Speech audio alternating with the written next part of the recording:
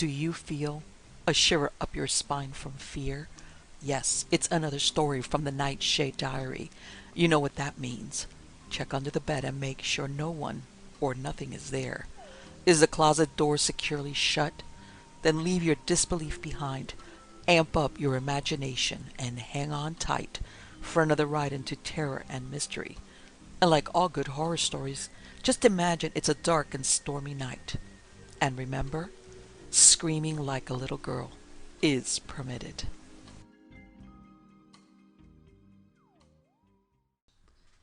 The Cigarette Case by Oliver Onions. A cigarette, Loder? I said, offering my case. For the moment, Loder was not smoking. For long enough, he had not been talking. Thanks, he replied, taking not only the cigarette, but the case also. The others went on talking. Loder became silent again, but I noticed that he kept my cigarette case in his hand and looked at it from time to time with an interest that neither its design nor its costliness seemed to explain. Presently I caught his eye. A pretty case, he remarked, putting it down on the table. I once had one exactly like it. I answered that they were in every shop window. Oh, yes, he said, putting aside any question of rarity. I lost mine. Oh? He laughed. Oh, that's all right. I got it back again. Don't be afraid I'm going to claim yours. But the way I lost it, found it, the whole thing, was rather curious. I've never been able to explain it. I wonder if you could. I answered that I certainly couldn't till I'd heard it, whereupon Loder, taking up the silver case again and holding it in his hand as he talked, began. This happened in Provence when I was about as old as Marsham here, and every bit as romantic. I was there with Carol. You remember poor old Carol, and what a blade of a boy he was. As romantic as 4 Marshams rolled into one. Excuse me, Marsham, won't you? It's a romantic tale, you see, or at least the setting is. We were in Provence, Carol and I, 24 thereabouts, romantic as I say, and this happened. And it happened on the top of a whole lot of other things. You must understand, the things that do happen when you're 24. If it hadn't been Provence, it would have been somewhere else, I suppose, nearly if not quite as good. But this was Provence. That smells, as you might say, of 24, as it smells, or Arglas and wild lavender and broom. We'd had the dickens of a walk of it, just with knapsacks, had started somewhere in the Ardèche, and tramped south through the vines and almonds and olives, Montlemar, Orange, Avignon, and a fortnight at that blind skeleton of a town, Les Baux. We'd nothing to do, and had gone just where we liked, or rather just where Carol had liked, and Carol had had the De Bello Gallico in his pocket, and had had a notion, I fancy, of taking in the whole ground of the Roman conquest. I remember he lugged me off to some place or other, Pouriers, I believed its name was, because I forget how many thousands were killed in a riverbed there, and they stove in the water casks that if the men wanted water, they'd have to go forward and fight for it. And then we'd gone on to Arles, where Carol had fallen in love with everything that had a bow of black velvet in her hair, and after that, Tarascon, Nimes, and so on. The usual round. I won't bother you with that.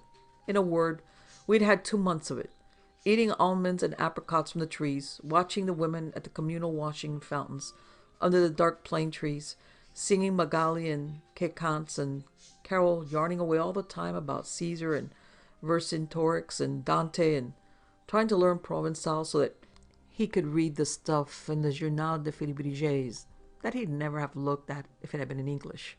Well, we got to D'Arbisson.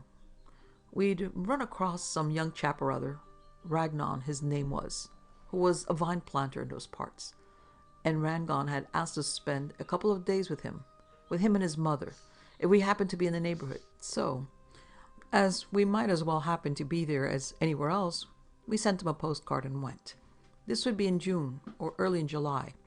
All day we walked across a plain of vines, past hurdles of wattled cons and great windscreens of velvety cypresses, 60 feet high, all white with dust on the north side of them, for the Mistral was having its 3 days' revel, and it whistled and roared through the cons till scores of yards of them at a time were bowed nearly to the earth. A roaring day it was, I remember, but the wind fell a little late in the afternoon, and we were poring over what it had left of our ordnance survey. Like fools, we got the unmounted maps instead of the linen ones, when Ragnar himself found us, coming out to meet us in a very badly turned out trap. He drove us back himself through Darbisson to the house, a mile and a half beyond it, where he lived with his mother. He spoke no English. Rangon didn't, though, of course, both French and Provençal, and as he drove us, there was Carol, using him as Franco-Provençal dictionary, peppering him with questions about the names of things in the patois. I beg its pardon, the language, though there's a good deal of my eye and Betty Martin about that, and I fancy this Felibrige business will be in a good many pieces when Frederick Mistral is under the Court of Love Pavilion arrangement he's had put up for himself in the graveyard at Mayan. If the language has got to go, well, it's got to go, I suppose, and while I personally don't want to give it a kick, I rather sympathize with the government. Those jaunts of a Sunday out to Les Beaux, for instance, with paper lanterns and Bengal fire and a fellow spouting Eau Blanche, Venus de Arles, they're well enough and compare favorably with our bank holidays and Sunday league picnics, but that's nothing to do with my tale after all. So he drove on, and by the time we got to Ragnon's house, Carol had learned the greater part of Magali.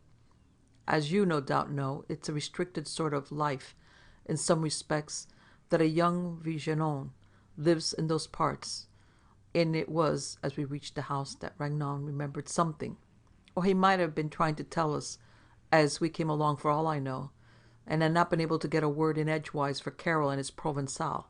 It seemed that his mother was away from home for some days.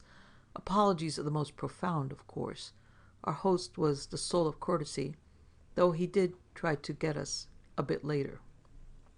We expressed our polite regrets, naturally, but I didn't quite see at first what difference it made. I only began to see when Ragnon, with more apologies, told us that we should have to go back to Darbisson for dinner. It appeared that when Madame Ragnon went away for a few days, she dispersed the whole of the female side of her establishment also, and she left her son with nobody to look after him except an old man we'd seen in the yard mending one of these double-cylindered sulfur sprinklers they clap across the horse's back and drive between the rows of vines. Ragnon explained all this as we stood in the hall, drinking an aperitif, a hall crowded with oak furniture and photographs and a cradle-like bread crib, and doors opening to right and left to the other rooms of the ground floor.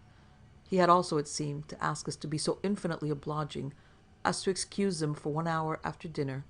Our postcard had come unexpectedly, he said, and already he had made an appointment with his agent about the vendange for the coming autumn. We begged him, of course, not to allow us to interfere with his business in the slightest degree. He thanked us 1,000 times. But though we dine in the village, we will take our own wine with us, he said. A wine, Surfin, one of my wines, you shall see. Then he showed us round his place, I forget how many hundreds of acres of vines, and into the great buildings with the presses and pumps and casks and huge barrel they call the Thunderbolt. And about 7 o'clock we walked back to Darbisson to dinner, carrying our wine with us. I think the restaurant we dined in was the only one in the place. In our gaillard of a host, he was a straight-backed, well-set-up chap, with rather fine eyes, did us on the whole pretty well. His wine certainly was good stuff, and set our tongues going. A moment ago, I said, a fellow like Ragnon leads a restricted sort of life in those parts. I saw this more clearly as dinner went on. We dined by an open window from which we could see the steam with the planks across it where the women washed clothes during the day and assembled in the evening for gossip. There were a dozen or so of them there as we dined, laughing and chatting in low tones. They all seemed pretty. It was quickly falling dusk. All the girls are pretty then, and are quite conscious of it. You know, Marcham. Behind them, at the end of the street, one of these great cypress windscreens showed black against the sky, a ragged edge, something like the line the needle draws on a rainfall chart. And you could only tell whether they were men or women under the plantains by their voices rippling and chattering. And suddenly, a deeper note. Once I heard a muffled scuffle and a sound like a kiss. It was then that Ragnon's little trouble came out. It seemed that he didn't know any girls, wasn't allowed to know any girls. The girls of the village were pretty enough, but you see how it was. He'd a position to keep up, appearances to maintain. Couldn't be familiar during the year with the girls who gathered his grapes for him in the autumn. And as soon as Carol gave him a chance, he began to ask questions about England, English girls, the liberty they had, and so on. Of course, we couldn't tell him much he hadn't heard already, but that made no difference.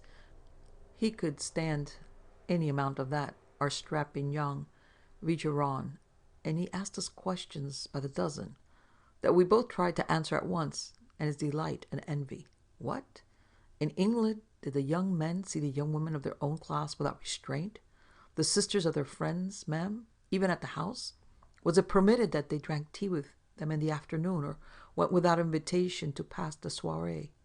He had all the later prevosts in his room, he told us. I don't doubt he had the early ones also. Prevost and the disestablishment between them must be playing the mischief with the convent system of education for young girls. And our young man was, what do you call it? Co-ed? Co-educationalist, by Jove, yes. He seemed to marvel that we should have left a country so blessed as England to visit his dusty, wild, lavender-smelling, girl-less province. You don't know half your luck, Marchand. Well, we talked after this fashion. We'd left the dining room of the restaurant and had planted ourselves on a bench outside with Ragnon between us, when Ragnon suddenly looked at his watch and said it was time he was off to see this agent of his. Would we take a walk? He asked us and meet him again there, he said. But as his agent lived in the direction of his own home, we said we'd meet him at the house in an hour or so. Off he went, envying every Englishman who stepped, I don't doubt. I told you how young we were. Hi-ho. Well, off goes Ragnon, and Carol and I got up, stretched ourselves, and took a walk. We walked a mile or so until it began to get pretty dark, and then turned, and it was as we came into the blackness of one of those cypress hedges that the thing I'm telling you of happened. The hedge took a sharp turn. At that point, as we came around the angle, we saw a couple of women's figures, hardly more than 20 yards ahead. Don't know, they got there so suddenly, I'm sure, and that same moment I found my foot on something white and small and glimmering on the grass. I picked it up. It was a handkerchief, a woman's, embroidered. The two figures ahead of us were walking in our direction. There was every probability that the handkerchief belonged to one of them, so we stepped out. At my "Pardon, madame," and lifted hat, one of the figures turned her head, and to my surprise she spoke in English, cultivated English. I held out the handkerchief. It belonged to the elder lady of the two, the one who had spoken, a very gentle-voiced old lady, older by very many years than her companion. She took the handkerchief and thanked me. Somebody, stern, isn't it, says that Englishmen don't travel to see Englishmen. I don't know whether he'd stand to that in the case of Englishwomen. Carol and I didn't. We were walking rather slowly along, four abreast across the road. We asked permission to introduce ourselves, did so, and received some name in return, which, strangely enough, I've entirely forgotten. I only remember the ladies were aunt and niece, and lived at Darbisson. They shook their head when I mentioned Monsieur Ragnon's name, and said we were visiting him. They didn't know him. I'd never been in Darbisson before, and I haven't been since, so I don't know the map of the village very well. But the place isn't very big, and the house at which we stopped in 20 minutes or so is probably there yet. It had a large double door in two senses, for it was a big porte cochere with a smaller door inside it, and an iron grill shutting in the whole. The gentle-voiced old lady had already taken a key from her reticule and was thanking us again for the little service of the handkerchief. Then, with a little gesture one makes when one has found oneself on the point of omitting a courtesy, she gave a little musical laugh. But she said, with a little movement of invitation, one sees so few compatriots here. If you have the time to come in and smoke a cigarette, also the cigarette, she added, with another rippling laugh, for we have few callers and live alone. Hastily, as I was about to accept, Carol was before me, professing a nostalgia for the sounds of the English tongue that made his recent protestations about Frauensal a shameless hypocrisy. Persuasive young rascal, Carol was. Poor chap. So, the elder lady opens the grill and the wooden door beyond it, and we entered. By the light of the candle which The younger lady took from a bracket just within the door. We saw that we were in a handsome hall or vestibule, and my wonder that Ragnon had made no mention of what was apparently a considerable establishment was increased by the fact that its tenants must be known to be English and could be seen to be entirely charming. I couldn't understand it, and I'm afraid hypotheses rushed into my head that cast doubts on the Ragnons. You know, whether they were all right. We knew nothing about our young planter, you see. I looked about me. There were tubs here and there against the walls, gaily painted with glossy-leaved aloes and palms in them. One of the aloes, I remember, was flowering. A little fountain in the middle made a tinkling noise. We put our caps on a carved and gilt console table, and before us rose a broad staircase with shallow steps of spotless stone and a beautiful wrought iron handrail. At the top of the staircase were more palms and aloes and double doors painted in a clear gray. We followed our hostess up the staircase. I can hear yet the sharp, clean click our boots made on that hard, shiny stone. See the lights of the candle gleaming on the handrail. The young girl, she was not much more than a girl, pushed at the doors, and we went in. The room we entered was all of a piece with the rest for rather old-fashioned fineness. It was large, lofty, beautifully kept. Carol went round for Miss whatever her name was, lighting candles and sconces, and as the flames crept up, they glimmered on a beautifully polished floor, which was bare except for an Eastern rug here and there. The elder lady had sat down in a gilt chair, Louis XIV, I should say, with a striped rep of the color of petunia, and I really don't know. Don't smile, Smith. What induced me to lead her to it by the fingertips, bending over her hand for a moment as she sat down. There was an old tambour frame behind her chair, I remember, and a vast oval mirror with clustered candle brackets filled the greater part of the further wall, the brightest and clearest glass I've ever seen. He paused, looking at my cigarette case, which he had taken into his hand again. He smiled at some recollection or other, and it was a minute or so before he continued. I must admit that I found it a little annoying, after what we'd been talking about at dinner an hour before, that Ragnon wasn't with us. I still could understand how he could have neighbors so charming without knowing about them, but I didn't care to insist on this to the old lady, who, for all I knew, might have her own reasons for keeping to herself. And, after all, it was our place to return Ragnon's hospitality in London, if he ever came there, not, so to speak, on his own doorstep. So presently I forgot all about Ragnon, and I'm pretty sure that Carol, who was talking to his companion of some Félibrige junketing or other, and having the air of Gounod's Mireille hummed softly over to him, didn't waste a thought on him either. Soon Carol, you remember what a pretty crooning humming voice he had. Soon Carol was murmuring what they call seconds, but so low that the sound hardly came across the room, and I came in with a soft bass note from time to time. No instrument, you know, just an unaccompanied murmur, no louder than an Aeolian harp, and it sounded infinitely sweet and plaintive and, what shall I say, weak, attenuated, faint, pale, you might almost say, in a formal, rather old-fashioned salon, with that great clear oval mirror throwing back the still flames of the candles in the scones on the walls. Outside the wind had now fallen completely. All was very quiet, and suddenly, in a voice not much louder than a sigh, Carol's companion was singing oft in the stilly night. You know it. He broke off again to murmur the beginning of the air. Then, with a little laugh for which we saw no reason, he went on again. Well, I'm not going to try to convince you of such a special and delicate thing as the charm of that hour. It wasn't more than an hour. It would be about an hour we stayed. Things like that just have to be said and left. You destroy them the moment you begin to insist on them. We've every one of us had experiences like that, and don't say much about them. I was as much in love with my old lady as Carol evidently was with his young one. I can't tell you why. Being in love has just to be taken for granted, too, I suppose. Marsham understands.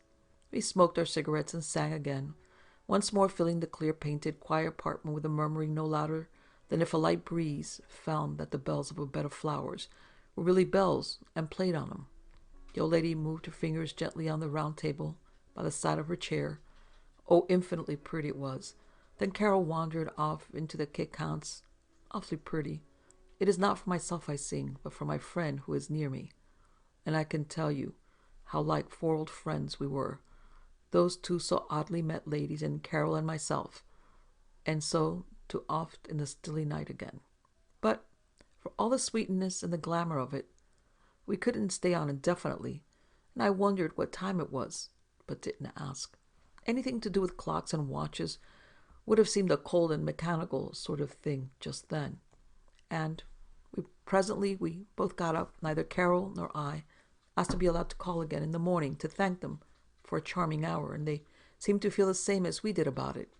There was no hoping that we should meet again in London, neither an au revoir nor a goodbye, just a tacit understanding that that hour should remain isolated, accepted like a good gift, without looking the gift horse in the mouth, single, unattached to any hours before or after. I don't know whether you see what I mean. Give me a match, somebody. And so we left, with no more than looks exchanged and fingertips resting between the back of our hands and our lips for a moment. We found our way out by ourselves, down that shallow step staircase with a handsome handrail, and let ourselves out of the double door and grill. Closing it softly, we made for the village without speaking a word. Loder had picked up the cigarette case again, but for all the ways his eyes rested on it, I doubt whether he really saw it. I'm pretty sure he didn't. I knew when he did by the glance he shot at me, as much as to say, "I see you're wondering where the cigarette case comes in." He resumed with another little laugh. "Well," he continued, "we got back to Ragnon's house. I really don't blame Ragnon for the way he took it when we told him, you know. He thought we were pulling his leg, of course, and he wasn't any. Not he. There were no English ladies in Derbyson, he said. We told him as nearly as we could just where the house was. We weren't very precise, I'm afraid, for the village had been in darkness as we had come through it. I had to admit that the cypress hedge I tried to describe where we'd met our friends was a good deal like other cypress hedges, and, as I say, Ragnon wasn't taking any. I myself was rather annoyed that he should think we were returning his hospitality by trying to get at him, and it wasn't very easy either to explain in my French and Carol's Provençal that we were going to let the thing stand as it was and weren't going to call on our charming friends again. The end of it was that Ragnon just laughed and yawned. "I knew it was good wine," he said, "but..." A shrug said the rest. "Not so good as all that," he meant. Then he gave us our candles, showed us our rooms, shook hands, and marched off to his own rooms and the Prévost. I dreamed of my old lady half the night. After coffee the next morning, I put my hand into my pocket for my cigarette case and didn't find it. I went through all my pockets, and then I asked Carol if he'd got it. "No," he replied. "Think you left it behind at that place last night?" "Yes. Did you?" Ragnon popped in with a twinkle. I went through all my pockets again. No cigarette case. Of course, it was possible that I'd left it behind, and I was annoyed again. I didn't want to go back, you see. But on the other hand, I didn't want to lose the case. It was a present, and Ragnon's smile nettled me a good deal, too. It was both a challenge to our truthfulness and a testimonial to that very good wine of his. "Might have done," I grunted. "Well, in that case, we'll go and get it." "If one tried the restaurant first," Ragnon suggested, smiling again. "By all means," said I stuffily, though I remembered having the case after we'd left the restaurant. We were round at the restaurant by 9:30. The case wasn't there. I'd known jolly well beforehand it wasn't, and I saw Ragnon's mouth twitching with amusement. "So, we now seek the abode of these English ladies, huh?" he said. "Yes," said I. We left the restaurant and strode through the village by the way we'd taken the evening before. The Vigeron smile became more and more irritating to me. "It is then the next village?" he said presently, as we left the last house and came out into the open plain. We went back. I was irritated because we were 2-1, you see, and Carol backed me up. "A double door with a grill in front of it," he repeated in the 50th time. Ragnon merely replied that it wasn't our good faith he doubted. He didn't actually use the word drunk. "Matiens," he said, suddenly trying to conceal his mirth. "Si es possible. Si es possible. A double door with a grill, but perhaps that I know it, the domicile of these two elusive ladies. Come this way."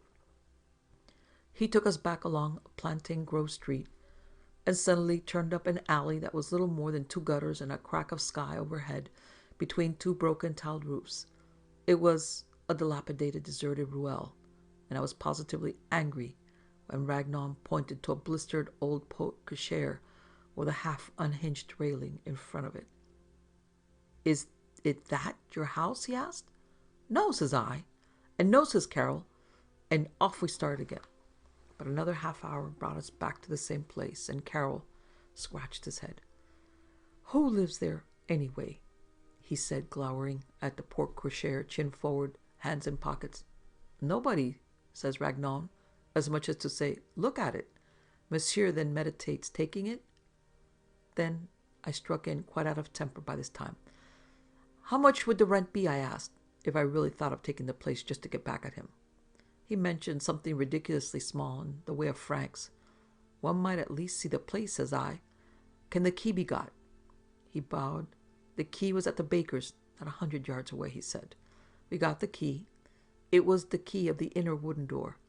That grit of rusty iron didn't need one. It came clean off its single hinge when Carol touched it. Carol opened, and we stood for a moment motioning to one another to step in. Then Ragnar went in first, and I heard him murmur, "Pardon, mesdames." Now, this is the odd part. We passed into a sort of vestibular hall, with a burst lead pipe in the middle of a dry tank in the center of it. There was a broad staircase rising in front of us to the first floor, and double doors just seen the half-light at the head of the stairs. Old tubs stood against the walls, but the palms and aloes in them were dead. Only a cabbage stalk or two, and the rusty hoops and the ground around them. One tub had come to pieces entirely. It was no more than a heap of staves on a pile of split earth. And everywhere was dust. The floor was an inch deep in dust, and old plaster that muffled our footsteps. Cobwebs hung like old dusters on the walls. A regular goblin's tatter of cobwebs draped the little bracket inside the door, and the wrought iron of the handrail was closed up with webs, in which not even a spider moved. The whole thing was preposterous. "It is possible that for even a less rental," Ragnar murmured, dragging his forefinger across the handrail and leaving an inch-deep furrow. "Come upstairs," said I suddenly. Up we went. All was in the same state there. A clutter of stuff came down as I pushed at the double doors of the salon, and I had to strike a stinking French sulphur match to see into the room at all. Underfoot was like walking on thicknesses of flannel, and except where we put our feet, the place was as printless as a snowfield. Dust, dust. Unbroken gray dust. My match burned down. "Wait a minute. I have a bougie," said Carol, and struck the wax match. There was the old sconces, with never a candle, and in them. There was a large oval mirror, but hardly reflecting Carol's match, for the dust on it, and the broken chairs were there, all guiltless, and the rickety old round table. But suddenly I darted forward. Something new and bright on the table twinkled with the light of Carol's match. The match went on, and by the time Carol had lighted another, I had stopped. I wanted Ragnar to see what was on the table. "You'll see by my footprints how far from that table I've been," I said. "Will you pick it up?" And Ragnar, stepping forward, picked up from the middle of the table a cigarette case. Loder had finished. Nobody spoke. For quite a minute nobody spoke, and then Loder himself broke the silence, turning to me. "Make anything of it?" he asked. I lifted my eyebrows. "Only your Vigneron's explanation," I began, but stopped again, seeing that wouldn't do. "Anybody make anything of it," said Loder, turning from one to another. I gathered from Smith's face that he thought one thing might be made of it, namely, that Loder had invented the whole tale, but even Smith didn't speak. "Were any English ladies ever found to have lived in the place? Murdered, you know, bodies found and all that?" Young Marsham asked diffidently, yearning for an obvious completeness. "Not that we could ever learn," Loder replied. "We made inquiries, too." "So you all give it up?" "Well, so do I." And he rose. As he walked to the door, myself following him, to get his hat and stick, I heard him humming softly the lines, "They are from oft in the stilly night." I seem like one who treads alone some banquet hall deserted, whose guests are fled, whose garlands dead, and all but he departed. The Shadow Out of Time by H.P. Lovecraft. After 22 years of nightmare and terror, saved only by a desperate conviction of the mythical source of certain impressions, I am unwilling to vouch for the truth of that which I think I've found in Western Australia on the night of July 17th, 18th, 1935. There is reason to hope that my experience was wholly or partly hallucination, for which indeed abundant causes existed, and yet its realism was so hideous that I sometimes find hope impossible. If the thing did happen, then man must be prepared to accept notions of the cosmos and of his own place in the seething vortex of time, whose merest mention is paralyzing. He must too be placed on guard against a specific lurking peril, which, though it will never engulf the whole race, may impose monstrous and unguessable horrors upon certain venturesome members of it.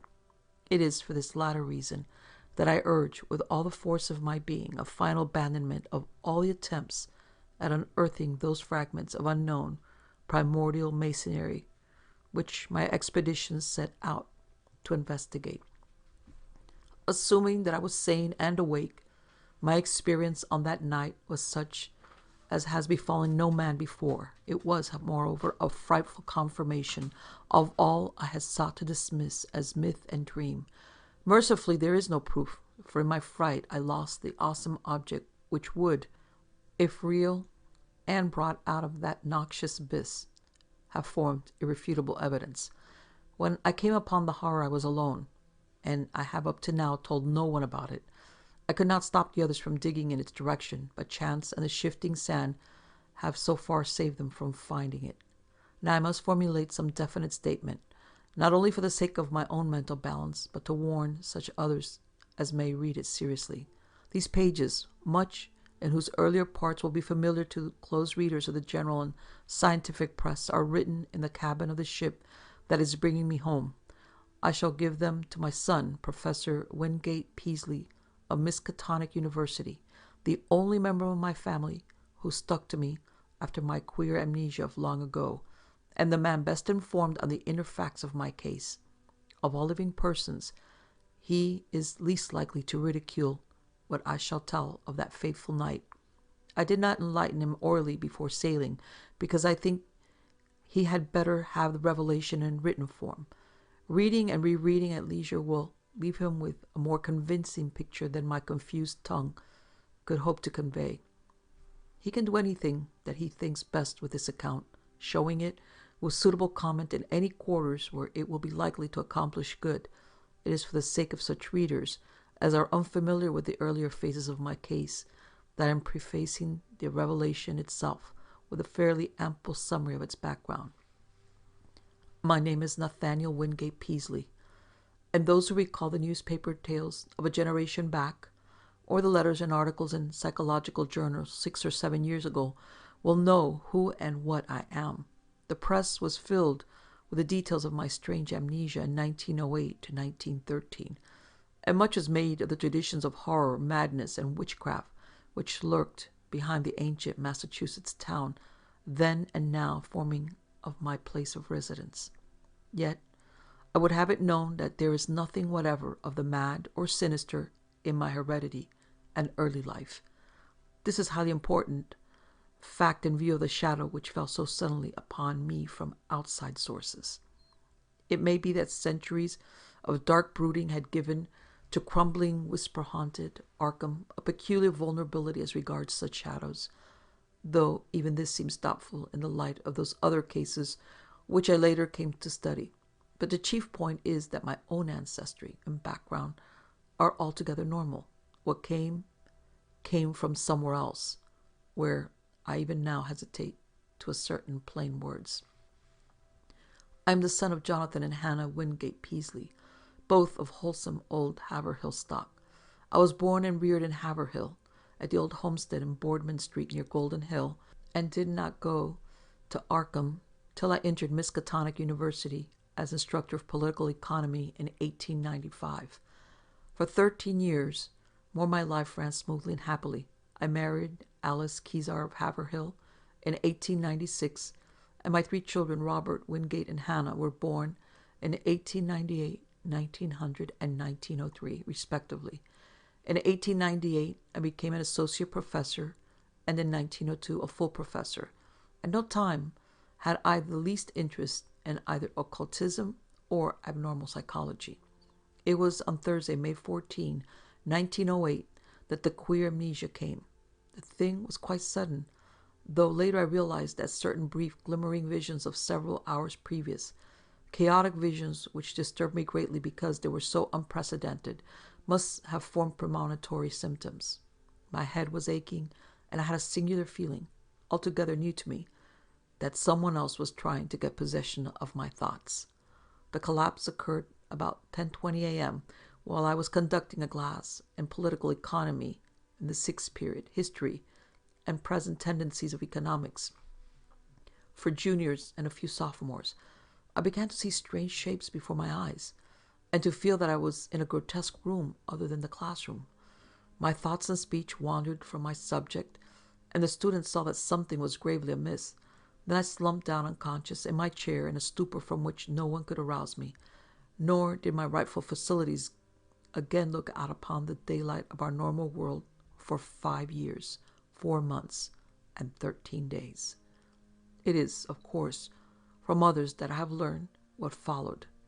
I showed no sign of consciousness for 16 and a half hours, though removed to my home at 27 Crane Street and given the best of medical attention. At 3 a.m., May 15th, my eyes opened and I began to speak. But before long, the doctor and my family were thoroughly frightened by the trend of my expression and language. It was clear that I had no remembrance of my identity and my past, though for some reason I seemed anxious to conceal this lack of knowledge. My eyes gazed strangely at the persons around me, and the flexions of my face muscles were altogether unfamiliar. Even my speech seemed awkward and foreign. I used my vocal organs clumsily and gropingly, and my diction had a curious stilted quality, as if I had laboriously learned the English language from books. The pronunciation was barbarously alien, whilst the idiom seemed to include both scraps of curious archaisms and expressions of wholly incomprehensible cast. Of the latter, one in particular was very potently, even terrifiedly, recalled by the youngest of the physicians 20 years afterward, for at that late period such a phrase began to have an actual currency, first in England and in the United States, and though of much complexity and indisputable newness, it reproduced in every least particular the mystifying words of the strange Arkham patient of 1908. Physical strength returned at once, although I required an odd amount of re-education in the use of my hands, legs, and bodily apparatus in general. Because of this and other handicaps inherent in the mnemonic lapse, I was for some time kept under strict medical care. When I saw that my attempts to conceal the lapse had failed, I admitted it openly and became eager for information of all sorts. Indeed, it seemed to the doctors that I had lost interest in my proper personality as soon as I found the case of amnesia accepted as a natural thing. They noticed that my chief efforts were to master certain points in history, science, art, language, and folklore, some of them tremendously abstruse, and some childishly simple, which remained very oddly in many cases outside my consciousness. At the same time, they noticed that I had an inexplicable command of many almost unknown sorts of language and knowledge, a command which I seemed to wish to hide rather than display. I would inadvertently refer with casual assurance to specific events in dim ages outside of the range of accepted history, passing off such references as a jest when I saw the surprise they created. And I had a way of speaking of the future which 2 or 3 times caused actual fright. These uncanny flashes soon ceased to appear, though some observers laid their vanishment more to a certain furtive caution on my part than to any waning of the strange knowledge behind them. Indeed, I seemed anonymously avid to absorb the speech, customs, and perspectives of the age around me, as if I were a studious traveler from a far foreign land. As soon as permitted, I haunted the college library at all hours, and shortly began to arrange for those odd travels and special courses at American and European universities, which evoked so much comment during the next few years. I did not at any time suffer from a lack of learned contacts, for my case had a mild celebrity among the psychologists of the period.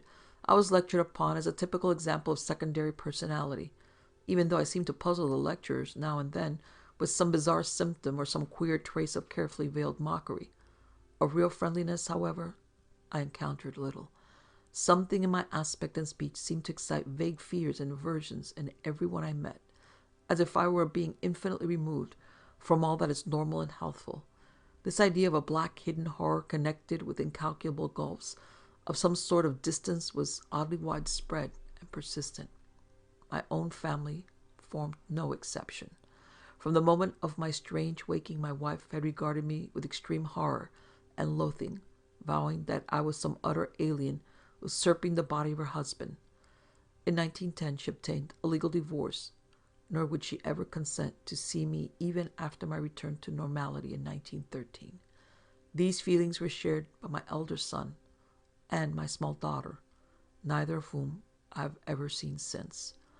Only my second son, Wingate, seemed able to conquer the terror and repulsion which my change roused. He indeed felt that I was a stranger, but though only 8 years old, held fast to a faith that my proper self would return. When it did return, he sought me out. The courts gave me his custody. In succeeding years, he helped me with the studies to which I was driven, and today, at 35, he is a professor of psychology at Miskatonic. But I do not wonder at the horror I caused, for certainly the mind, voice, and facial expression of the being that awakened on May 15, 1908, were not those of Nathaniel Wingate Peaslee. I will not attempt to tell much of my life from 1908 to 1913, since readers may glean all the outward essentials, as I largely had to do, from files of old newspapers and scientific journals.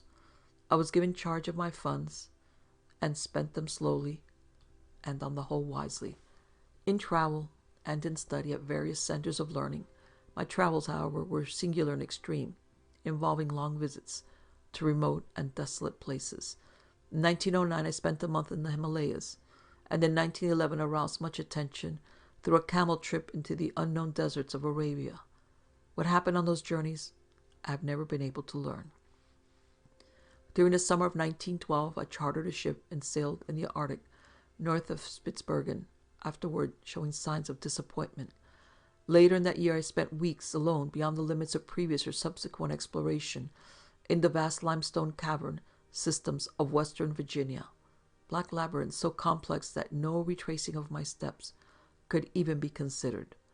My sojourns at the universities were marked by abnormally rapid assimilation, as if the secondary personality had an intelligence enormously superior to my own. I have found also that my rate of reading and solitary study was phenomenal.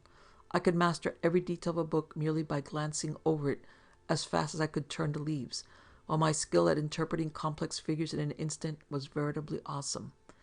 At times there appeared almost ugly reports of my power to influence the thoughts and acts of others, though I seem to have taken care to minimize displays of this faculty.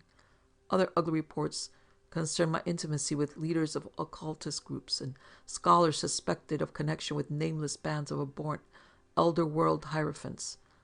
These rumors, though never proved at the time, were doubtless stimulated by the known tenor of some of my reading, for the consultation of rare books at libraries cannot be effected secretly.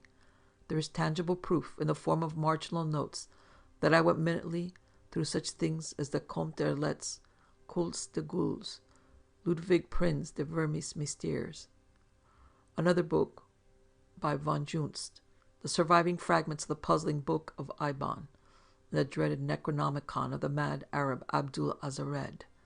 Then, too, it is undeniable that a fresh and evil wave of underground cult activity set in about the time of my odd mutation. In the summer of 1913, I began to display signs of ennui and flagging interest, and to hint to various associates that a change might soon be expected in me. I spoke of returning memories of my earlier life, though most auditors judged me insincere, since all the recollections I gave were casual, and such as might have been learned from my old private papers. About the middle of August, I returned to Arkham, and reopened my long-closed house in Crane Street. Here I installed the mechanism of the most curious aspect, constructed piecemeal by different makers of scientific apparatus in Europe and America, and guarded carefully from the sight of anyone intelligent enough to analyze it. Those who did see it, a workman, a servant, and the new housekeeper, say that it was a queer mixture of rods, wheels, and mirrors, though only about 2 feet tall, 1 foot wide, and 1 foot thick. The central mirror was circular and convex. All this is borne out by such makers of parts as can be located. On the evening of Friday, September 26, I dismissed the housekeeper and the maid until noon of the next day. Lights burned in the house till late, and a lean, dark, curiously foreign-looking man called in an automobile. It was about 1 a.m. that the lights were last seen. At 2:15 a.m. a policeman observed the place in darkness, but the stranger's motor still at the curb. By 4 o'clock the motor was certainly gone. It was at 6 o'clock that a hesitant, foreign voice on the telephone asked Dr. Wilson to call at my house and bring me out of a peculiar faint. This call, a long-distance one, was later traced to a public booth in the North Station in Boston, but no sign of the lean foreigner was ever unearthed. When the doctor reached my house, he found me unconscious in the sitting room, in an easy chair, with a table drawn up before it. On the polished top were scratches showing where some heavy object had rested. The queer machine was gone, nor was anything afterward heard of it. Undoubtedly the dark lean foreigner had taken it away.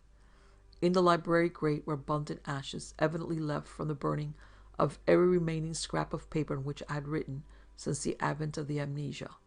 Dr. Wilson found my breathing very peculiar, but after a hypodermic injection it became more regular. At 11:15 a.m., September 27th, I stirred vigorously, and my hitherto mask-like face began to show signs of expression.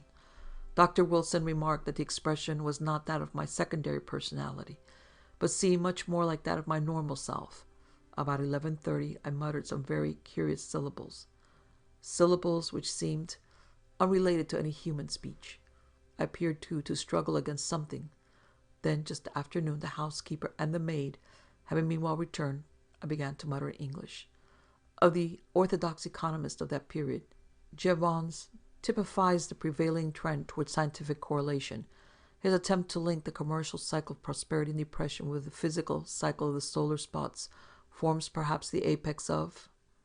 Nathaniel Wingate Peaslee had come back, a spirit in whose time scale it was still Thursday morning in 1908, with economics class gazing up at the battered desk on the platform.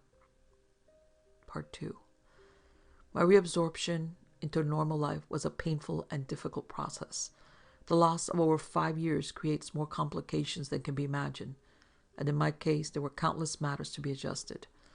What I heard of my actions since 1908 astonished and disturbed me, but I tried to view the matter as philosophically as I could.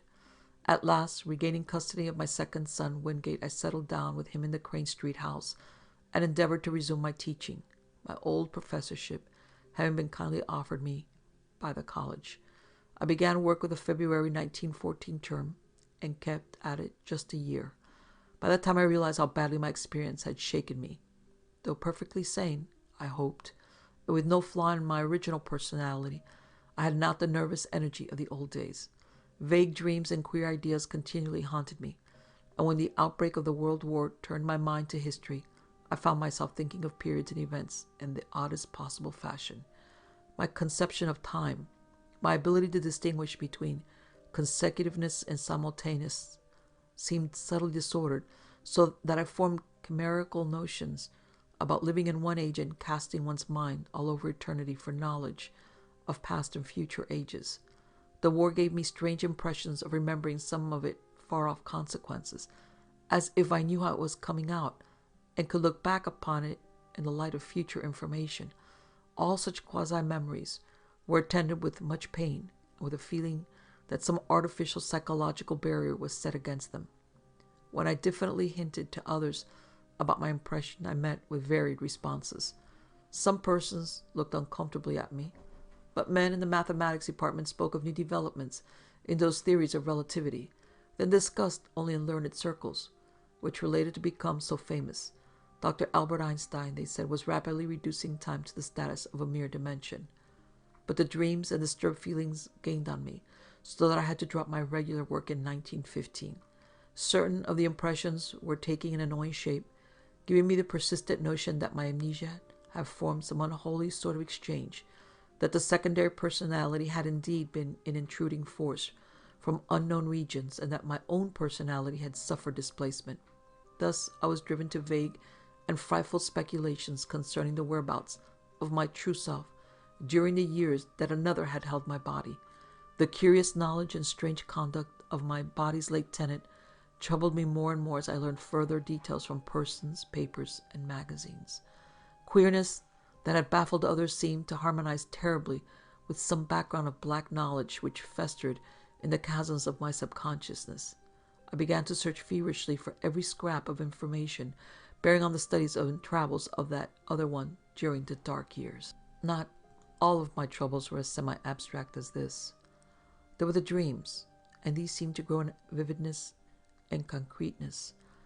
Knowing how most would regard them, I seldom mentioned them to anyone but my son or certain trusted psychologists, but eventually I commenced a scientific study of other cases in order to see how typical or non-typical such visions might be among amnesia victims. My results, aided by psychologists, historians, anthropologists, and mental specialists of wide experience, and by a study that included all records of split personalities from the days of demonic possession legends to the medically realistic present, at first bothered me more than they consoled me. I soon found that my dreams had indeed no counterparts in the overwhelming book of true amnesia cases. There remained, however, a tiny residue of accounts which for years baffled and shocked me with their parallelism to my own experience. Some of them were bits of ancient folklore, others were case histories in the annals of medicine, one or two were anecdotes, obscurely buried in standard histories. It thus appeared that, while my special kind of affliction was prodigiously rare, instances of it had occurred at long intervals over since the beginning of man's annals. Some centuries might contain 1, 2, or 3 cases, others none, or at least none whose record survived. The essence was always the same. A person of keen thoughtfulness seized with a strange secondary life, and leading for a greater or lesser period an utterly alien existence typified at first by vocal and bodily awkwardness, and later by a wholesale acquisition of scientific, historic, artistic, and anthropological knowledge, an acquisition carried on with feverish zest, with a wholly abnormal absorptive power. Then a sudden return of the rightful consciousness, intermittently plagued ever after with vague, unplaceable dreams, suggesting fragments of some hideous memory elaborately blotted out. And the close resemblance of those nightmares to my own, even in some of the smallest particulars, left no doubt in my mind of their significantly typical nature. One or two of the cases had an added ring of faint, blasphemous familiarity, as if I had heard of them before through some cosmic channel too morbid and frightful to contemplate. In 3 instances, there was specific mention of such an unknown machine as had been in my house before the second change. Another thing that worried me during my investigation was a somewhat greater frequency of cases where a brief, elusive glimpse of the typical nightmares was afforded to persons not visited with well-defined amnesia. These persons were largely of mediocre mind or less, some so primitive that they could scarcely be thought of as vehicles for abnormal scholarship and preternatural mental acquisitions. For a second, they would be fired with alien force, then a backward lapse and a thin, swift fading memory of unhuman horrors. There had been at least 3 such cases during the past half-century, one only 15 years before. Had something been groping blindly through time from some unsuspected abyss in nature? Were these faint cases monstrous, sinister experiments of a kind and authorship utterly beyond sane belief? Such were a few of the formless speculations of my weaker hours, fancies abetted by myths which my studies uncovered. For I could not doubt but that certain persistent legends of immemorial antiquity, apparently unknown to the victims and physicians connected with recent amnesia cases, formed a striking and awesome elaboration of memory lapses such as mine. Of the nature of the dreams and impressions which were growing so clamorous, I still almost feared to speak. They seemed to savor of madness, and at times I believed I was indeed going mad. Was there a special type of delusion afflicting those who had suffered lapses of memory? Conceivably, the efforts of the subconscious mind to fill up a perplexing blank with pseudo-memories might give rise to strange imaginative vagaries. This, indeed, though an alternative folklore theory finally seemed to me more plausible, was the belief of many of the alienists who helped me in my search for parallel cases, and who shared my puzzlement at the exact resemblance sometimes discovered. They did not call the condition pure insanity, but classed it rather among neurotic disorders. My course in trying to track down and analyze it Instead of vainly seeking to dismiss or forget it, they heartily endorsed as correct according to the best psychological principles.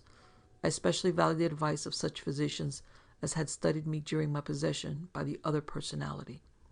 My first disturbance were not visual at all, but concerned the more abstract matters which I have mentioned. There was, too, a feeling of profound and inexplicable horror concerning myself. I developed a queer fear of seeing my own form, as if my eyes would find it something utterly alien and inconceivably abhorrent.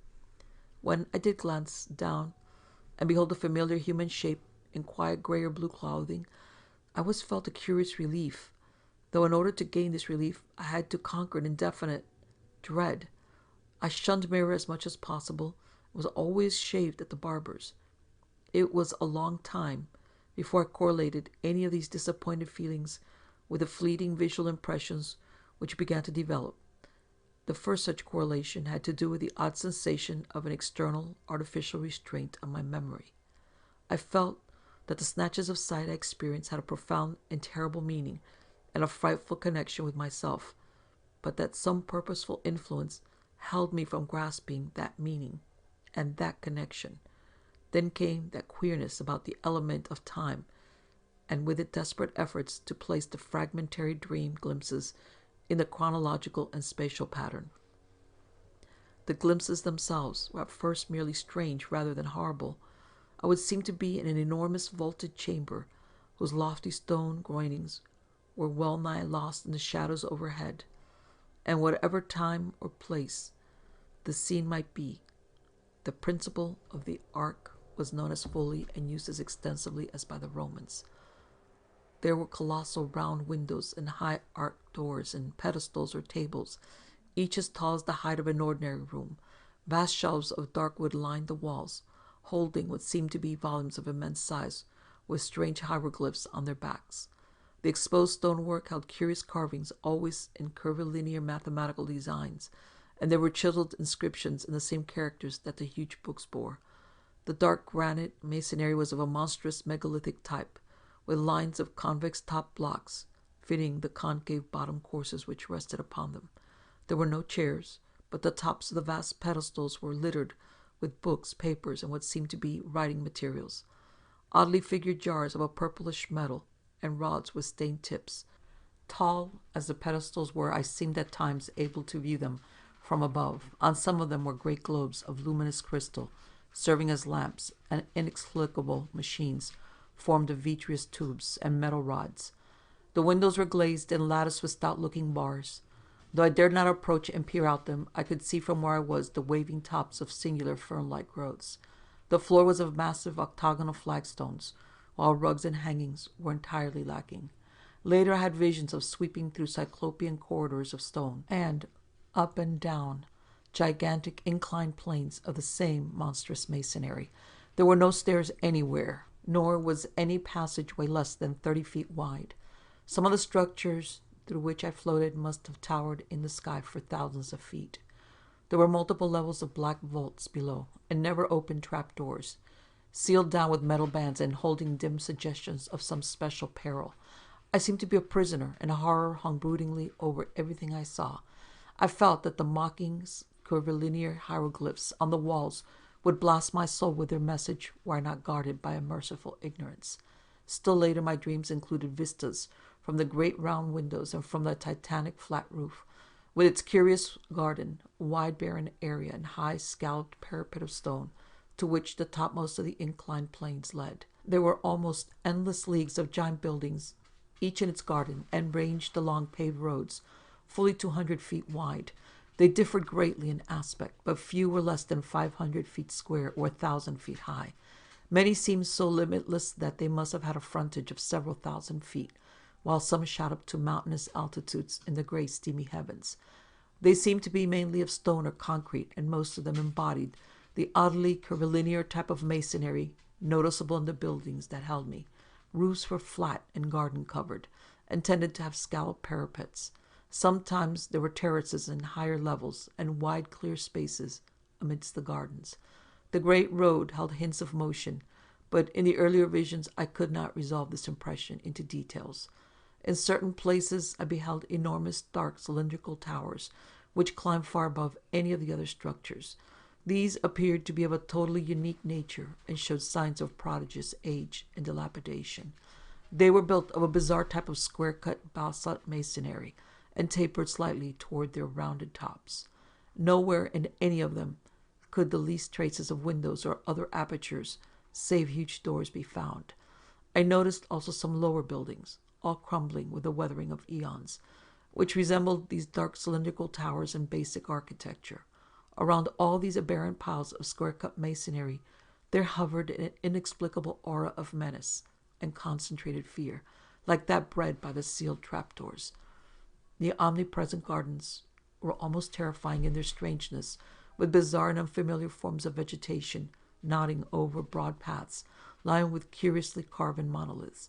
Abnormally vast fern-like growths predominated, some green and some of a ghastly fungoid pallor. Among them rose great spectral things resembling calamites, whose bamboo-like trunks towered to fabulous heights.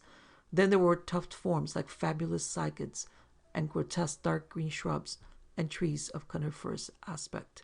Flowers were small, colorless, and unrecognizable, blooming in geometrical beds and at large among the greenery.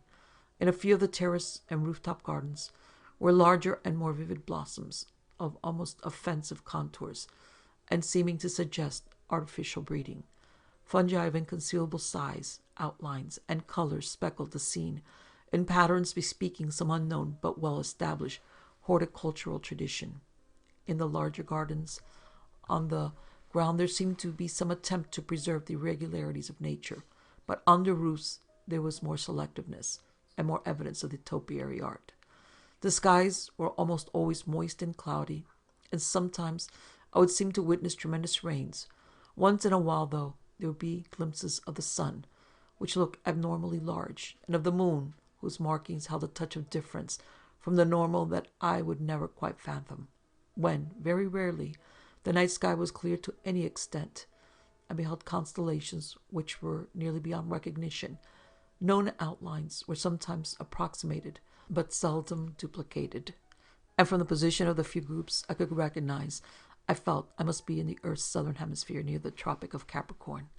The far horizon was always steamy and indistinct, but I could see that great jungles of unknown tree ferns, calamites, lepidero, and sigillaria lay outside the city, their fantastic frondage waving mockingly in the shifting vapors. Now and then there would be suggestions of motion in the sky, but these my early visions never resolved. By the autumn of 1914, I began to have infrequent dreams of strange floatings over the city and through the regions around it. I saw interminable roads through forests of fearsome growths, with mottled, fluted, and banded trunks, and past other cities as strange as the one which persistently haunted me.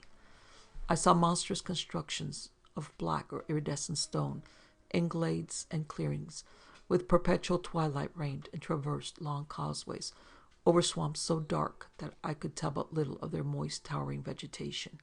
Once I saw an area of countless miles, strewn with age-blasted basaltic ruins, whose architecture had been like that of the few windowless, round-topped towers in the haunting city. And once I saw the sea, a boundless, steamy expanse beyond the colossal stone piers of an enormous town of domes and arches. Great shapeless suggestions of shadows moved over it, and here and there its surface was vexed with anomalous spoutings. Part 3. As I have said, it was not immediately that these wild visions began to hold their terrifying quality. Certainly, many people have dreamed intrinsically stranger things, things compounded of unrelated scraps of daily life, pictures, and reading, and arranged in fantastically novel forms by the unchecked caprices of sleep. For some time, I accepted the visions as natural, even though I had never before been an extravagant dreamer. Many of the vague anomalies, I argued, must have come from some trivial source too numerous to track down, while others seemed to reflect the common textbook knowledge of the plants and other conditions of the primitive world of 150 million years ago, the world of the Permian or Triassic Age. In the course of some months, however, the element of terror did figure with accumulating force. This was when the dreams began so unfailingly to have the aspect of memories, and when my mind began to link them with my growing abstract disturbances, the feeling of mnemonic restraint, the curious impressions of regarding time, the sense of a loathsome exchange with my secondary personality of 1908 to 1913, and, considerably later, the inexplicable loathing of my own person. As certain definite details began to enter the dreams, their horror increased 1,000-fold, until by October 1915 I felt I must do something. It was then that I began an intensive study of other cases of amnesia and visions, feeling that I might thereby objectivize my trouble and shake clear of its emotional grip. However, as before mentioned, the result was at first almost exactly opposite. It disturbed me vastly to find that my dreams had been so closely duplicated, especially since some of the accounts were too early to admit of any geological knowledge, and therefore of any idea of primitive landscapes on the subject's part. What is more, many of these accounts supplied very horrible details and explanations in connection with the visions of great buildings and jungle gardens, and other things. The actual sights and vague impressions were bad enough, but what was hinted or asserted by some of the other dreamers savored of madness and blasphemy. Worst of all, my own pseudo-memory was aroused to wilder dreams and hints of coming revelations. And yet, most doctors deemed my course on the whole an advisable one. I studied psychology systematically, and under the prevailing stimulus, my son Wingate did the same, his studies leading eventually to his present professorship. In 1917 and 1918, I took special courses at Miskatonic.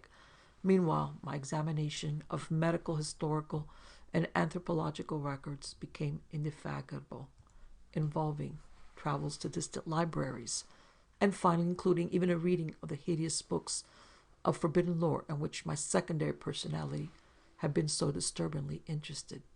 Some of the latter were the actual copies I had consulted in my altered state, and I was greatly disturbed by certain marginal notations and ostensible corrections of the hideous text in a script and idiom which seemed somehow oddly inhuman.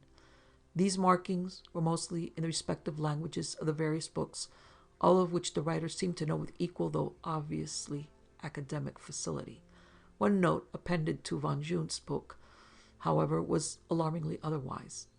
It consisted of certain curvilinear hieroglyphs in the same ink as that of the German corrections, but following no recognized human pattern, and these hieroglyphs were closely and unmistakably akin to the characters constantly met with in my dreams, characters whose meaning I could sometimes momentarily fancy I knew I was just on the brink of recalling. To complete my black confusion, many librarians assured me that in view of previous examinations and records of consultation of the volumes in question, all of these notations must have been made by myself in my secondary state. This despite the fact that I was, and still am ignorant of 3 of the languages involved. Piecing together the scattered records, ancient and modern, anthropological and medical, I found a fairly consistent mixture of myth and hallucination whose scope and wildness left me utterly dazed. Only one thing consoled me, the fact that the myths were of such early existence. What lost knowledge could have brought pictures of the Paleozoic or Mesozoic landscape into these primitive fables, I could not even guess, but the pictures had been there. Thus, a basis existed for the formation of a fixed type of delusion. Cases of amnesia no doubt created the general myth pattern, but afterward the fanciful accretions of the myths must have reacted on amnesia sufferers and colored their pseudo-memories.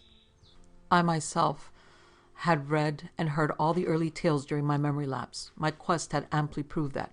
Was it not natural, then, for my subsequent dreams and emotional impressions to become colored and molded by what my memory subtly held over from my secondary state? A few of the myths had significant connections with other cloudy legends of the pre-human world, especially those Hindu tales involving stupefying gulfs of time and forming part of the lore of modern theosophists.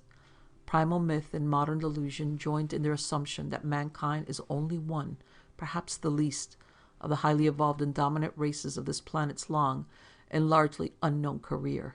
Things of inconceivable shape, they implied, had reared towers to the sky and delved into every secret of nature before the first amphibian forebear of man had crawled out of the hot sea 300 million years ago. Some had come down from the stars. A few were as old as the cosmos itself. Others had arisen swiftly from terrain germs as far as behind the first germs of our life cycle as those germs are behind ourselves. Spans of thousands of millions of years, and linkages of other galaxies and universes were spoken of. Indeed, there was no such thing as time in its humanly accepted sense. But most of the tales and impressions concerned a relatively late race, of a queer and intricate shape, resembling no life form known to science, which had lived till only 50 million years before the advent of man. This they indicated was the greatest race of all, because it alone had conquered the secret of time, and had learned all things that ever were known or ever would be known on the earth, through the power of its keener minds to project themselves into the past and future, even the gulfs of millions of years, and study the lore of every age. From the accomplishments of this race arose all legends of prophets, including those in human mythology. In its vast libraries were volumes of texts and pictures holding the whole of Earth's annals, histories and descriptions of every species that had ever been or that ever would be, with full records of their arts, their achievements, their languages, and their psychologies. With this eon-embracing knowledge, the great race chose from every era and life forms such thoughts, arts, and processes as might suit its own nature and situation. Knowledge of the past, secured through a kind of mind-casting outside their recognized senses, was harder to glean than the knowledge of the future. In the latter case, the course was easier and more material. With suitable mechanical aid, a mind would project itself forward in time, feeling its dim extrasensory way till it approached the desired period. Then, after preliminary trials, it would seize on the best discoverable representative of the highest of that period's life forms. It would enter the organism's brain and set up therein its own vibrations, while the displaced mind would strike back to the period of the displacer, remaining in the latter's body till the reverse process was set upon.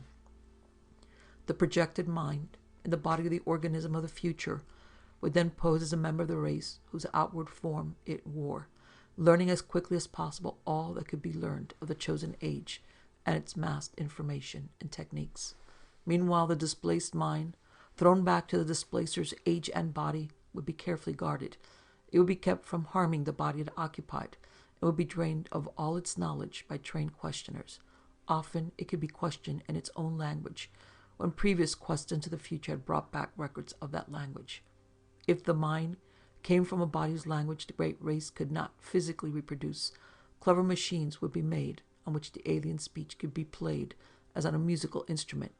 The great race's members were immense rugose combs, 10 feet high, and with heads and other organs attached to foot-thick, distensible limbs spreading from the apexes. They spoke by the clicking or scraping of huge paws or claws, attached to the end of 2 of their 4 limbs, and walked by the expansion and contraction of a viscous layer attached to their vast 10-foot bases.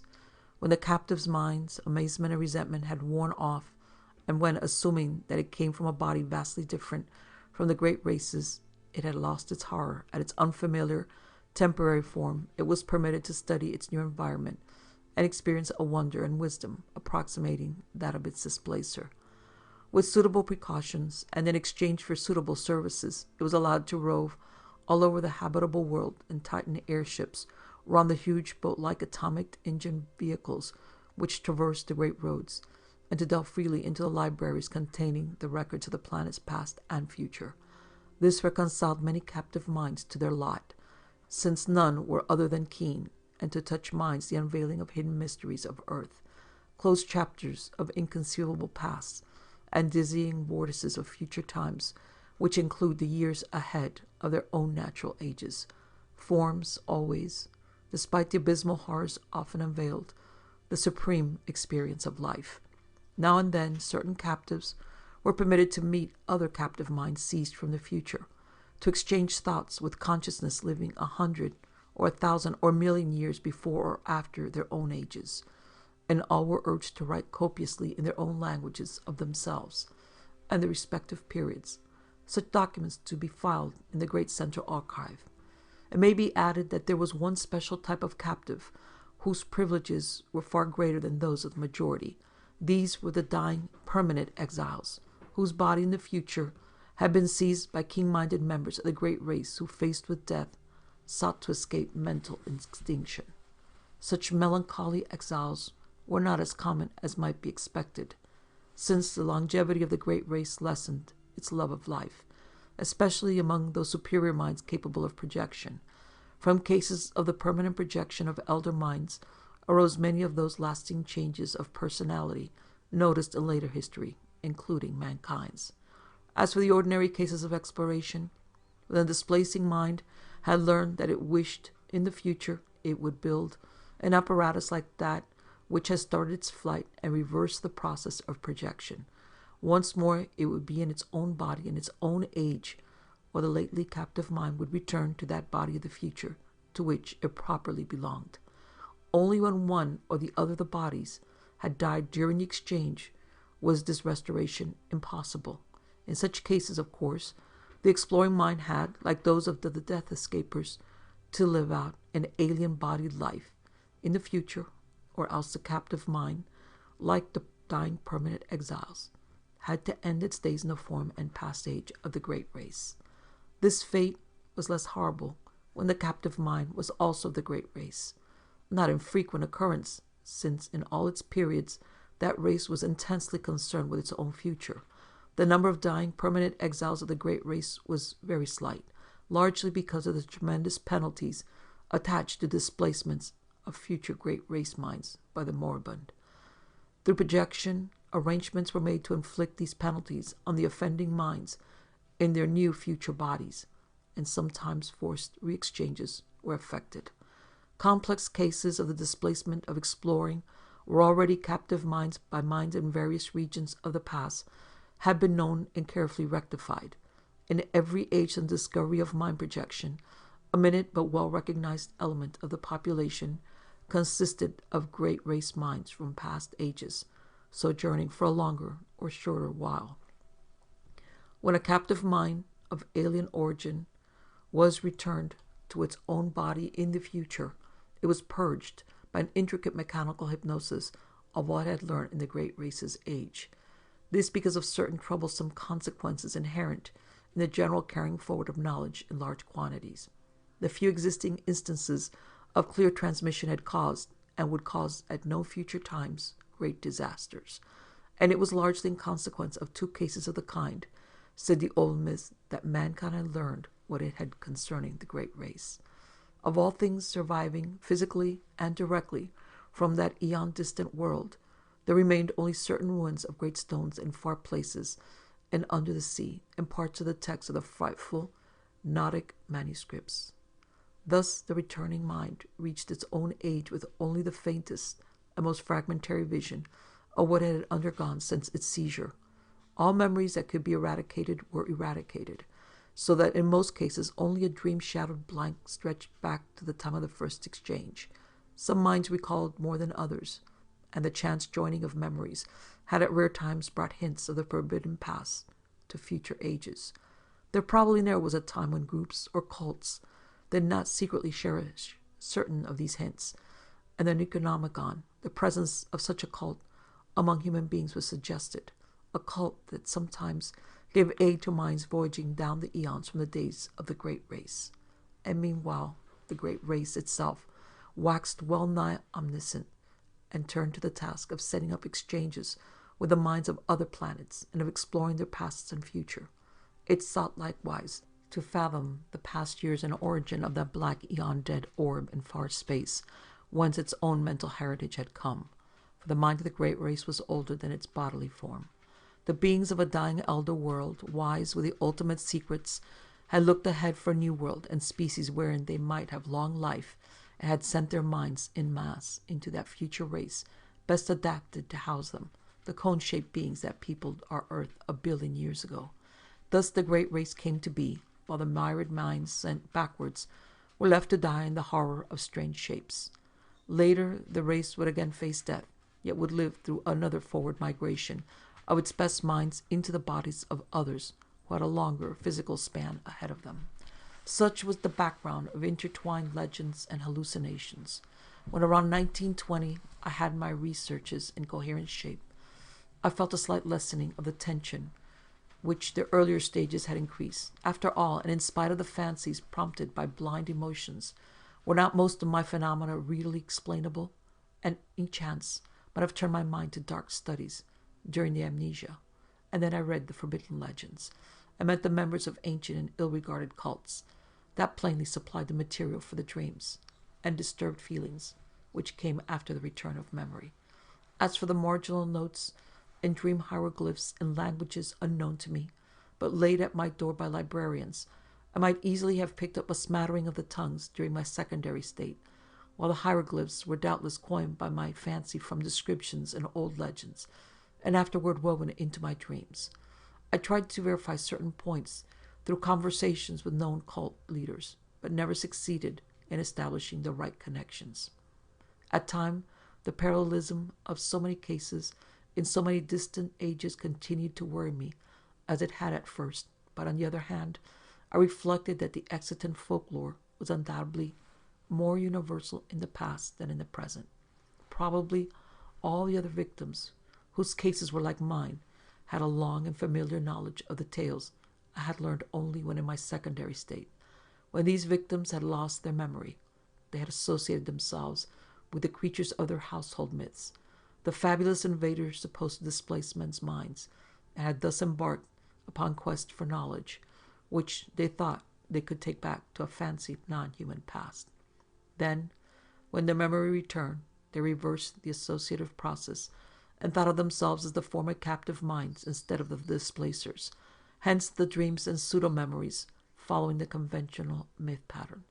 Despite the seeming cumberousness of these explanations, they came finally to supersede all others in my mind, largely because of the greater weakness of any rival theory, and a substantial number of eminent psychologists and anthropologists gradually agreed with me.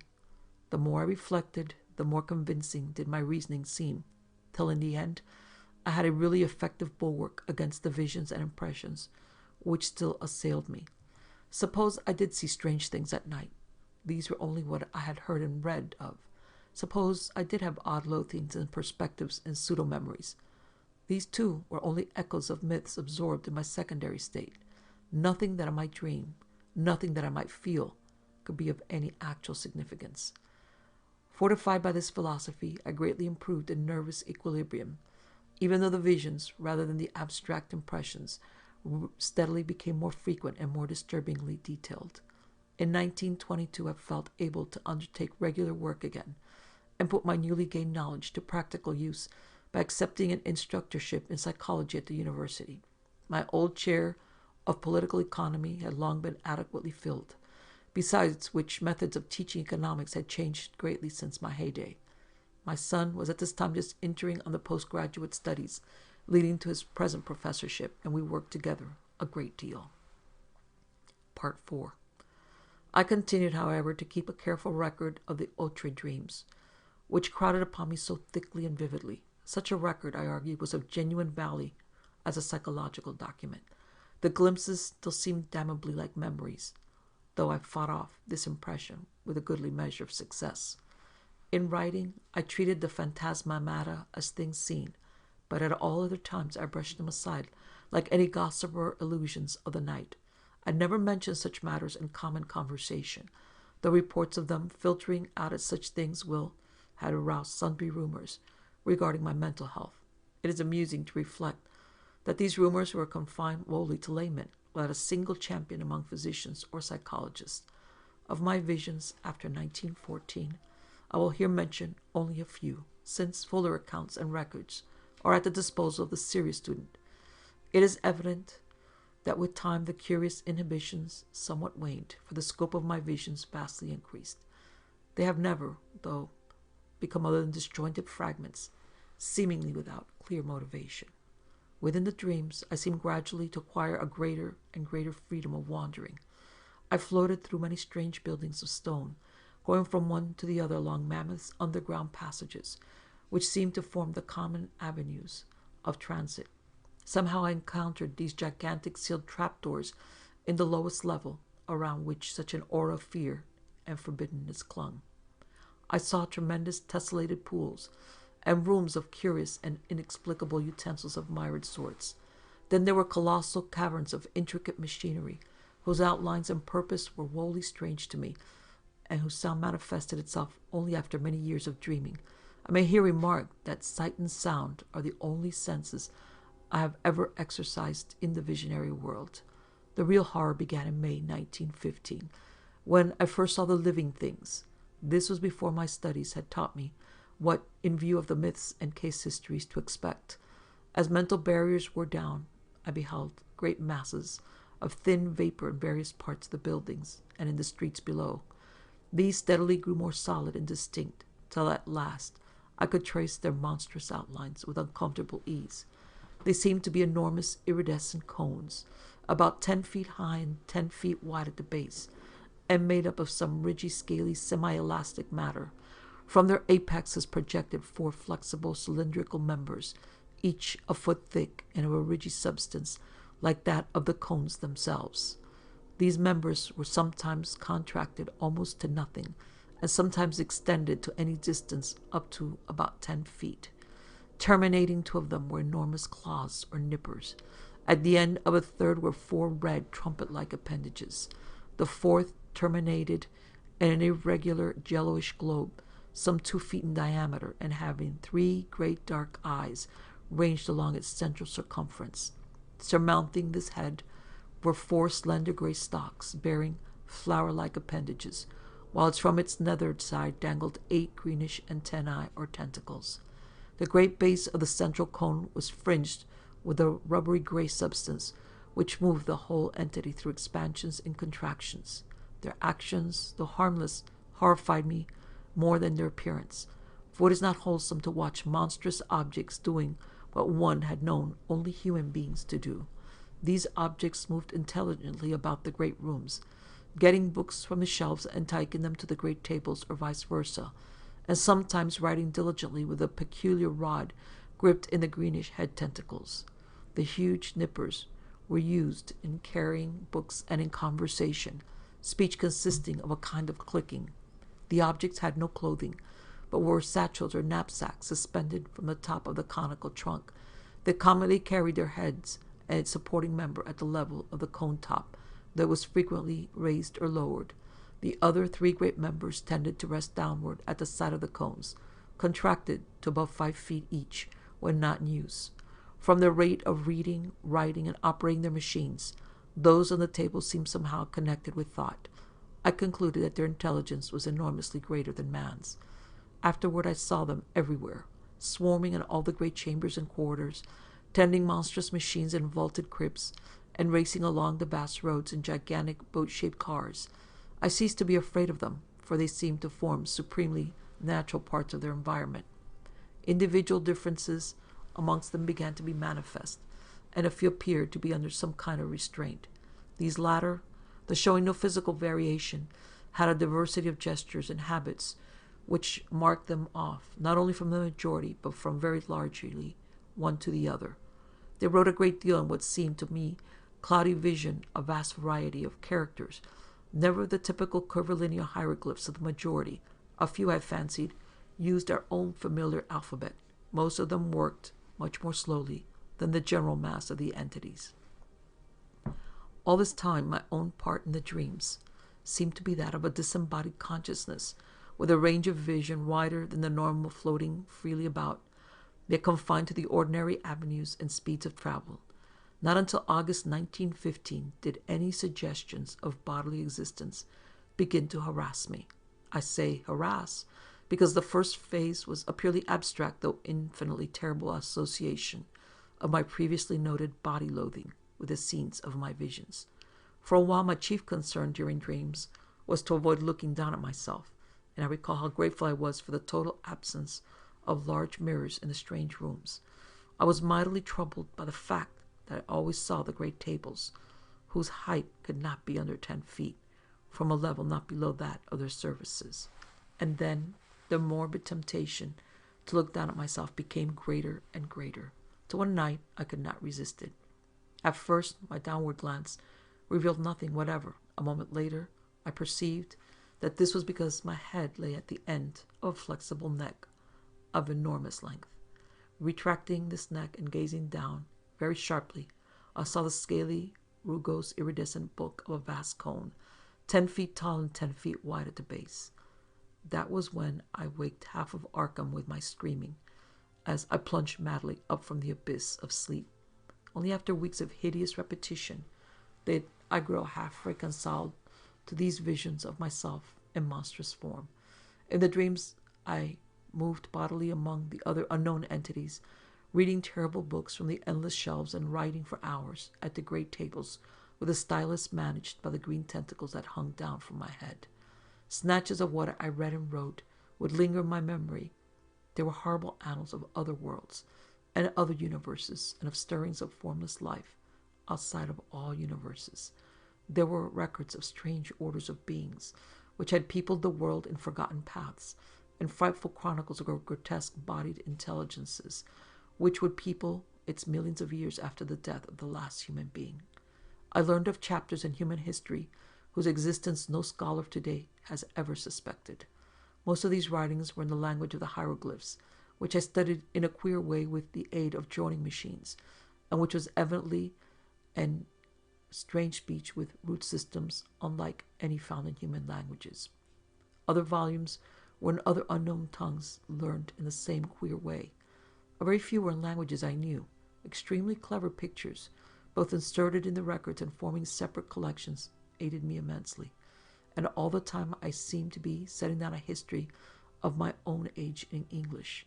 On waking, I could recall only minute and meaningless scraps of the unknown tongues which my dream self had mastered, though whole phrases of the history stayed with me. I learned, even before my waking self had studied the parallel cases or the old myths from which the dreams doubtless sprang, that the entities around me were of the world's greatest race, which had conquered time and had sent exploring minds into every age. I knew, too, that I had been snatched from my age, while another used my body in that age, and that a few of the other strange forms housed similarly captured minds. I seemed to talk in some odd language of claw-clicking, while exiled intellects from every corner of the solar system. There was a mind from the planet we know as Venus, which would have incalculable epochs to come, and one from an outer moon of Jupiter 6 million years in the past. Of earthly minds, there were some from the winged, star-headed, half-vegetable race of Pelagian Antarctica, one from the reptile people of fabled Velusia, 3 from the furry prehuman Hyperborean worshippers of Tsagwa, 1 from the wholly abominable Tuk-Tuks, 2 from the arachnid denizens of Earth's last age, 5 from the hardio Coleoptepters species immediately following mankind, to which the great race was someday to transfer its keenest mind in mass in the face of horrible peril, and several from different branches of humanity. I talked with the mind of Yang Li, a philosopher from the cruel empire of San Chan, which is to come in 5000 A.D., with that of a general of the great-headed brown people who held South Africa in 50,000 B.C., with that of a 12th century Florentine monk named Bartolomeo Corsi, with that of a king of Lomar who had ruled that terrible polar land 100,000 years before the squat, yellow Inutos came from the west to engulf it. I talked with the mind of Nugsoth, a magician of the dark conquerors of 16,000 A.D., with that of a Roman named Titus Sempronius Blasius, who had been a questor in Sulla's time, with that of Kephanes, an Egyptian of the 14th dynasty who told me the hideous secret of Nyarlathotep, with that of a priest of Atlantis' Middle Kingdom, with that of a Suffolk gentleman of Cromwell's day, James Woodville, with that of court astronomer of pre-Inca Peru, with that of the Australian physicist Neville Kingston Brown, who will die in 2518 A.D., with that of an arch-image of vanished Ye in the Pacific, with that of Theotitus, a Greco-Bactrian official of 200 B.C., with that of an aged Frenchman of Louis XIII's time named Pierre-Louis Montagny, with that of Cromya, a Sumerian chieftain of 15,000 B.C., and with so many others that my brain cannot hold the shocking secrets and dizzying marvels I learned from them. I awakened each morning in a fever, sometimes frantically trying to verify or discredit such information as fell within the range of modern human knowledge. Traditional facts took on new and doubtful aspects, and I marveled at the dream fancy which could invent such surprising addenda to history and science. I shivered at the mysteries the past may conceal and trembled at the menaces the future may bring forth. What was hinted in the speech of posthuman entities of the fate of mankind produced such an effect on me that I will not set it down here. After man, there would be the mighty beetle civilization, the bodies of whose members the cream of the great race would seize when the monstrous doom overtook the elder world. Later, as the earth span closed, the transferred minds would again migrate through time and space to another stopping place in the bodies of the bulbous vegetable entities of Mercury. But there would be races after them, clinging pathetically to the cold planet and burying to its horror-filled core before the utter end. Meanwhile, in my dreams, I wrote endlessly in that history of my own age, which I was preparing, half voluntarily and half through promises of increased library and travel opportunities for the great race's central archives. The archives were in a colossal subterranean structure near the city center, which I came to know well through frequent labors and consultations, meant to last as long as the race and to withstand the fiercest of Earth's convulsions. This Titan repository surpassed all other buildings in the massive mountain-like firmness of its construction. The records, written or printed on great sheets of a curiously tenacious cellulose fabric, were bound into books that opened from the top and were kept in individual cases of a strange, extremely light, rustless metal of grayish hue, decorated with mathematical designs and bearing the title in the great race's curvilinear hieroglyphs. These cases were stored in tiers of rectangular vaults, like closed-lock shelves, wrought of the same rustless metal and fastened by knobs with intricate turnings. My own history was assigned a specific place in the vaults of the lowest or vertebrate level, the section devoted to the cultures of mankind and of the furry and reptilian races, immediately preceding in its terrestrial dominance. But none of the dreams ever gave me a full picture of daily life. All were the merest misty, disconnected fragments, and it is certain that these fragments were not unfolded in their rightful sequence. I have, for example, a very imperfect idea of my own living arrangements in the dream world, though I seem to have possessed a great stone room of my own. My restrictions as a prisoner gradually disappeared, so that some of the visions included vivid travels over the mighty jungle roads, sojourns in strange cities, and explorations of some of the vast, dark, windowless ruins from which the great race shrank in curious fear. There were also long sea voyages and enormous, many-decked boats of incredible swiftness and trips over wild regions, enclosed projectile-like airships lifted and moved by electrical propulsion. Beyond the wide, warm ocean were other cities of the great race, and on one far continent I saw the crude villages of the black-snouted, winged creatures who would evolve as a dominant stock after the great race has sent its foremost minds into the future to escape the creeping horror. Flatness and exuberant green life were always the keynote of the scene.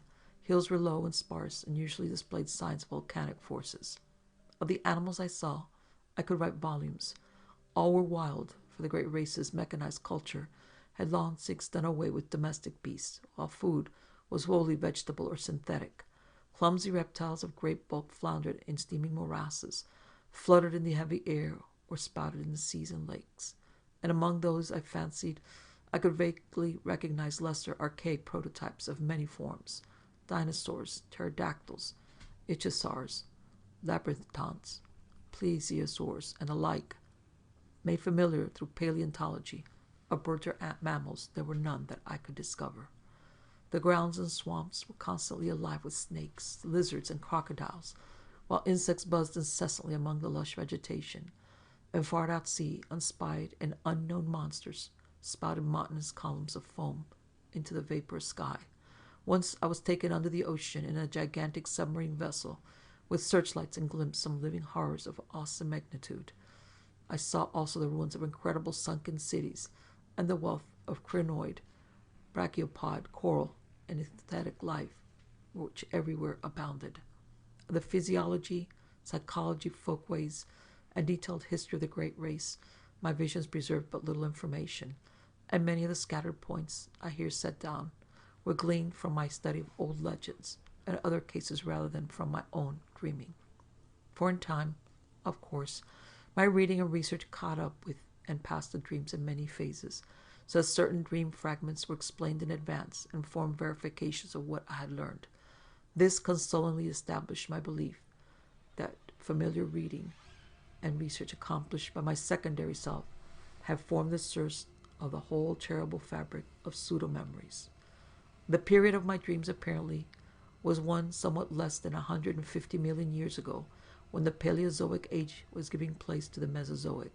The bodies occupied by the great race represented no surviving, or even scientifically known, line of terrestrial evolution, but of a peculiar, closely homogeneous and highly specialized organic type inclining as much to the vegetable as to the animal state. Cell action was of a unique sort, almost precluding fatigue, wholly eliminating the need of sleep. Nourishment, assimilated through red trumpet-like appendages on one of the great flexible limbs, was always semi-fluid in many aspects, wholly unlike the food of existing animals. The beings had but two of the senses which we recognize, sight and hearing, the latter accomplished through the pharaoh-like appendages on the great stalks above their heads. Of other and incomprehensible senses, not, however, well utilizable by alien captive minds inhabiting their bodies, they possessed many. Their three eyes were so situated as to give them a range of vision wider than the normal. Their blood was a sort of deep greenish ichor of great thickness. They had no sex, but reproduced through seeds or spores, which clustered on their bases and could be developed only under water. Great shallow tanks were used for the growth of their young, which were, however, reared only in small numbers on account of the longevity of individuals, 4,000 or 5,000 years being the common lifespan. Markedly defective individuals were quickly disposed of as soon as their defects were noticed. Disease and the approach of death were, in the absence of a sense of touch or physical pain, recognized by purely visual symptoms. The dead were incinerated with dignified ceremonies. Once in a while, as before mentioned, a keen mind would escape death by forward projection in time, but such cases were not numerous. When one did occur, the exiled mind from the future was treated with the utmost kindness till the dissolution of its unfamiliar tenement.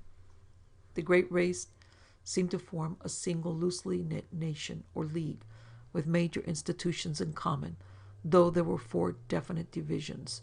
The political and economic system of each unit was a sort of fascistic socialism, with major resources rationally distributed and power delegated to a small governing board, elected by the votes of all able to pass certain educational and psychological tests. Family organization was not overstressed, though ties among persons of common descent were recognized, and the young were generally reared by their parents.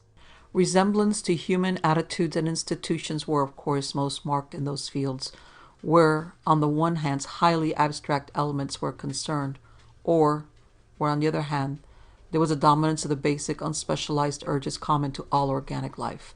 A few added likenesses came through conscious adoption as the great race probed the future and copied what it liked. Industry, highly mechanized, demanded but little time from each citizen, and the abundant leisure was filled with intellectual and aesthetic activities of various sorts. The sciences were carried to an unbelievable height of development, and art was a vital part of life, though at the period of my dreams it had passed its crest and meridian. Technology was enormously stimulated through the constant struggle to survive and to keep in existence the physical fabric of great cities, imposed by the prodigious geologic upheavals of those primal days. Crime was surprisingly scant and was dealt with through highly efficient policing. Punishments ranged from privilege deprivation and imprisonment to death or major emotion wrenching, and were never administered without a careful study of the criminal's motivations. Warfare, largely civil for the last few millennia, though sometimes waged against the winged, star-headed old ones who centered in the Antarctic, was infrequent though infinitely devastating. An enormous army using camera-like weapons which produced tremendous electrical effects was kept on hand for purposes seldom mentioned, but obviously connected with the ceaseless fear of the dark, windowless elder ruins, and of the great sealed trapdoors in the lowest subterranean levels. This fear of the basalt ruins and trapdoors was largely a matter of unspoken suggestion, or, at most, of furtive quasi-whispers. Everything specific which bore on it was significantly absent from such books as were on the common shelves. It was the one subject lying altogether under a taboo among the great race, and seemed to be connected alike with horrible bygone struggles, and with that future peril which would someday force the race to send its keener minds ahead en masse in time. Imperfect and fragmentary as were the other things presented by dreams and legends, this matter was still more bafflingly shrouded. The vague old myths avoided it, or perhaps all allusions had for some reason been excised, and in the dreams of myself and others the hints were peculiarly few. Members of the great race never intentionally referred to the matter, and what could be gleaned came only from some of the more sharply observant captive minds. According to these scraps of information, the basis of the fear was a horrible elder race of half-polypus, utterly alien entities, which had come through space from immeasurably distant universes and had dominated the Earth and 3 other solar planets about 600 million years ago. They were only partly material, as we understand matter, and their type of consciousness and media of perception differed widely from those of terrestrial organisms. For example, their senses did not include that of sight, their mental world being a strange non-visual pattern of impressions. They were, however, sufficiently material to use implements of normal matter when in cosmic areas containing it, and they required housing, albeit of a peculiar kind.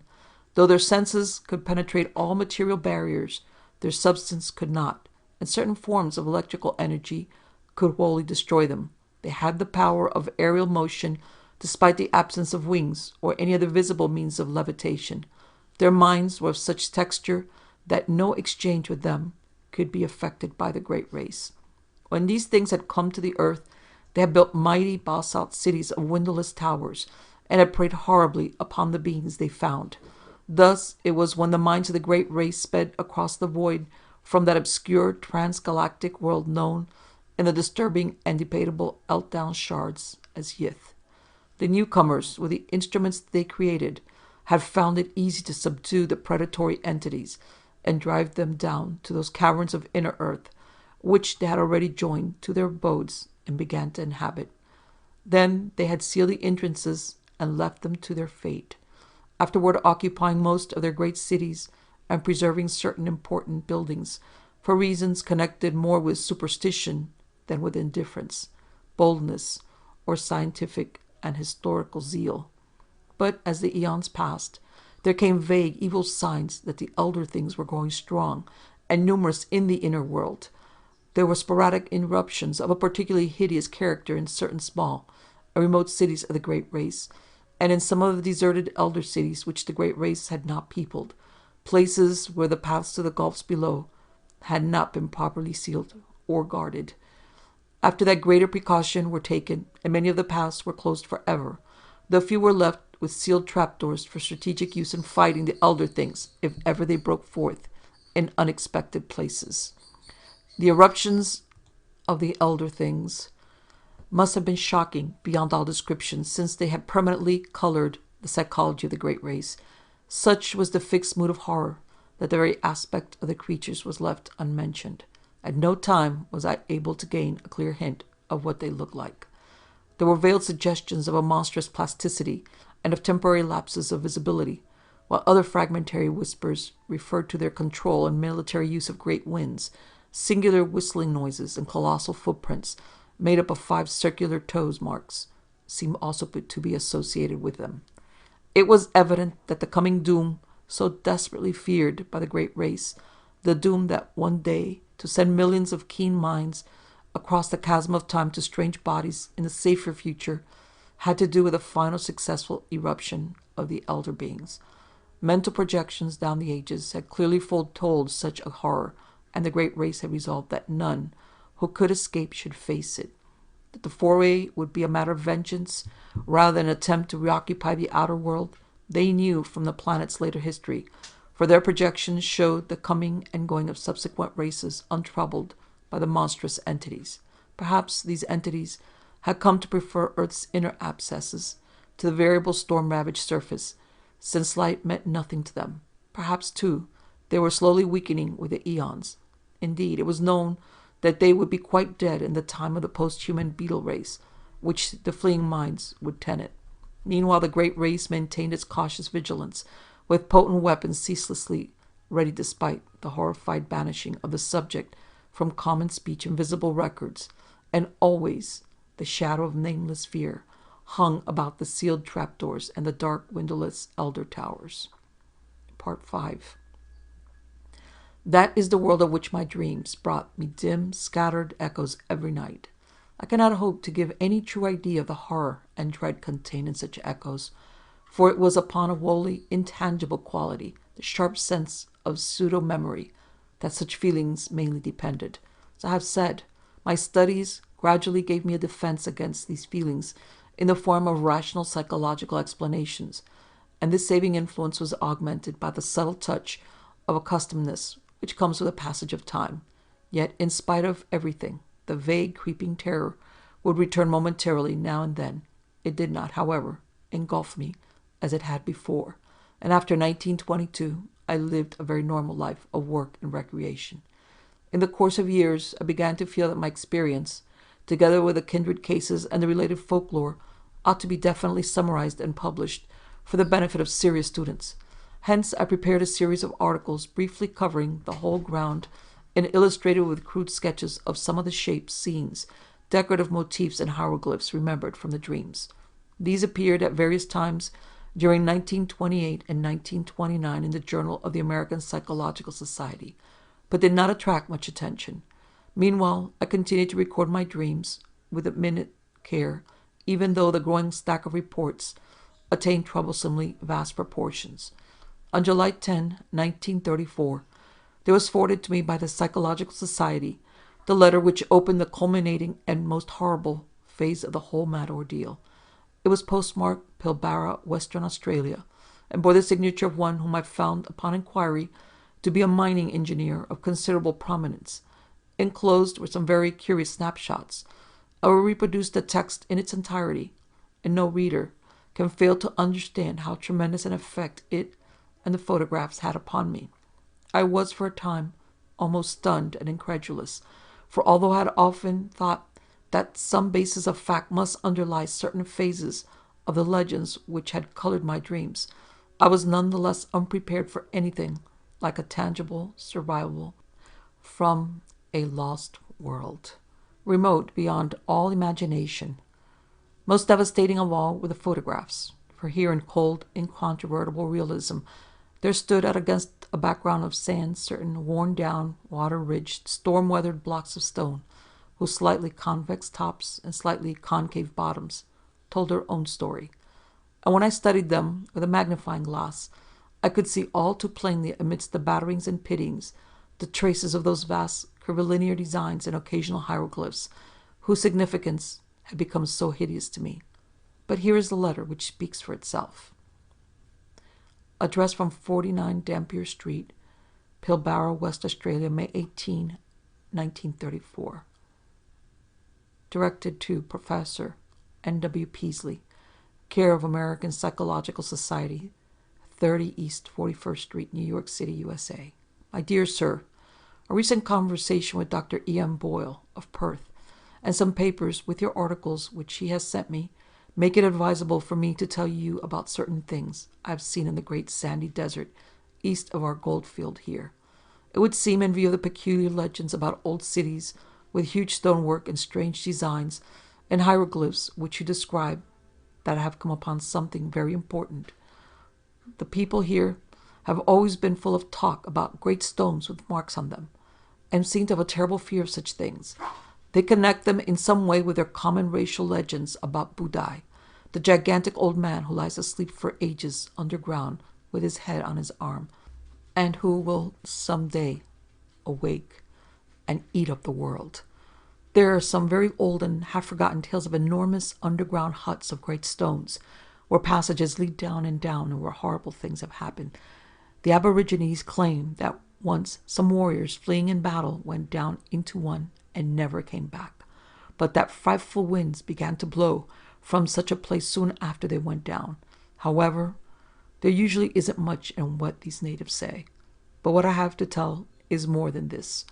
2 years ago, when I was prospecting about 500 miles east in the desert, I came on a lot of queer pieces of dressed stone, perhaps 3 by 2 by 2 feet in size, and weathered and pitted to the very limit.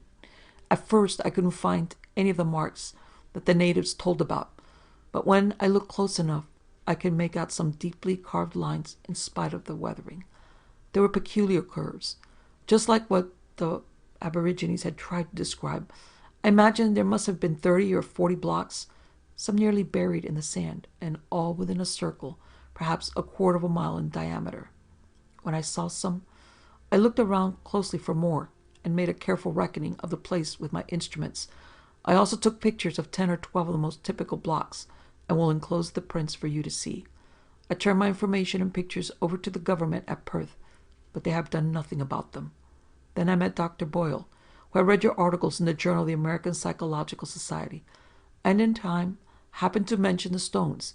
He was enormously interested and became quite excited when I showed him my snapshots, saying that the stones and the markings were just like those of the masonry you had dreamt about and seen described in legends. He meant to write you, but was delayed.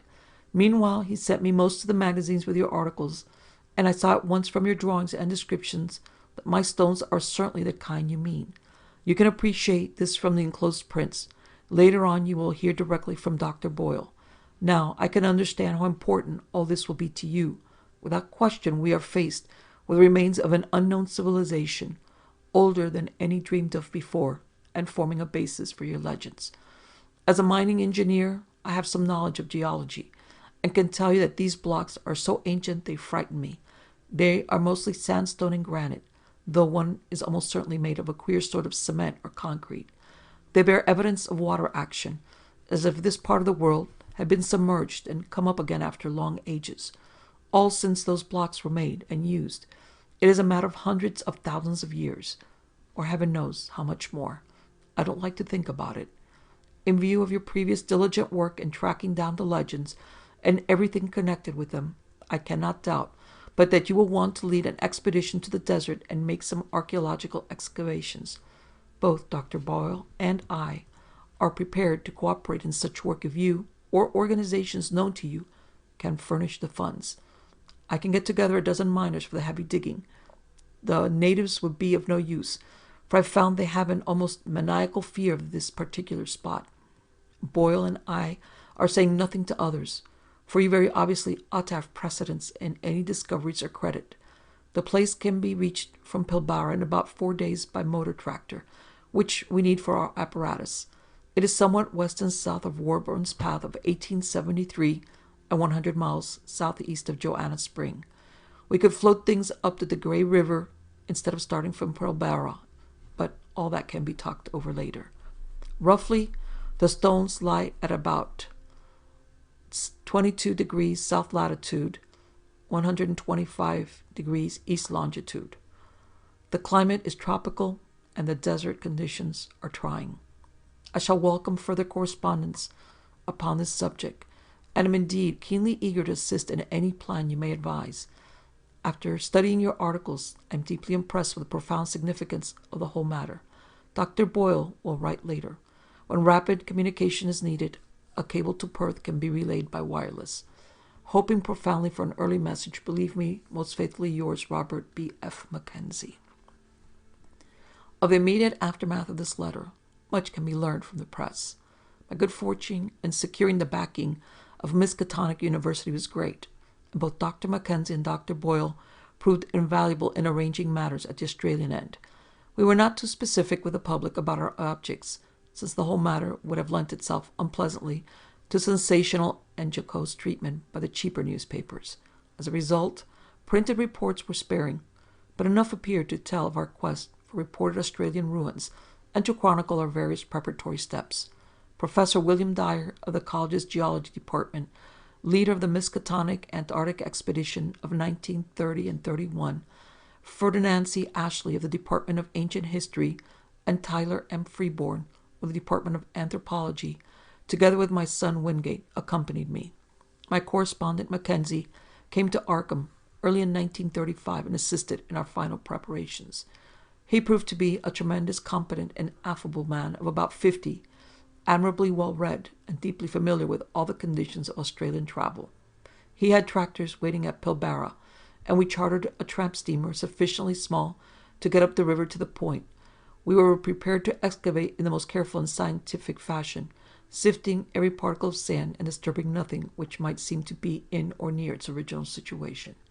Sailing from Boston aboard the Wheezy Lexington on March 28, 1935, we had a leisurely trip across the Atlantic and Mediterranean, through the Suez Canal, down the Red Sea, and across the Indian Ocean to our goal.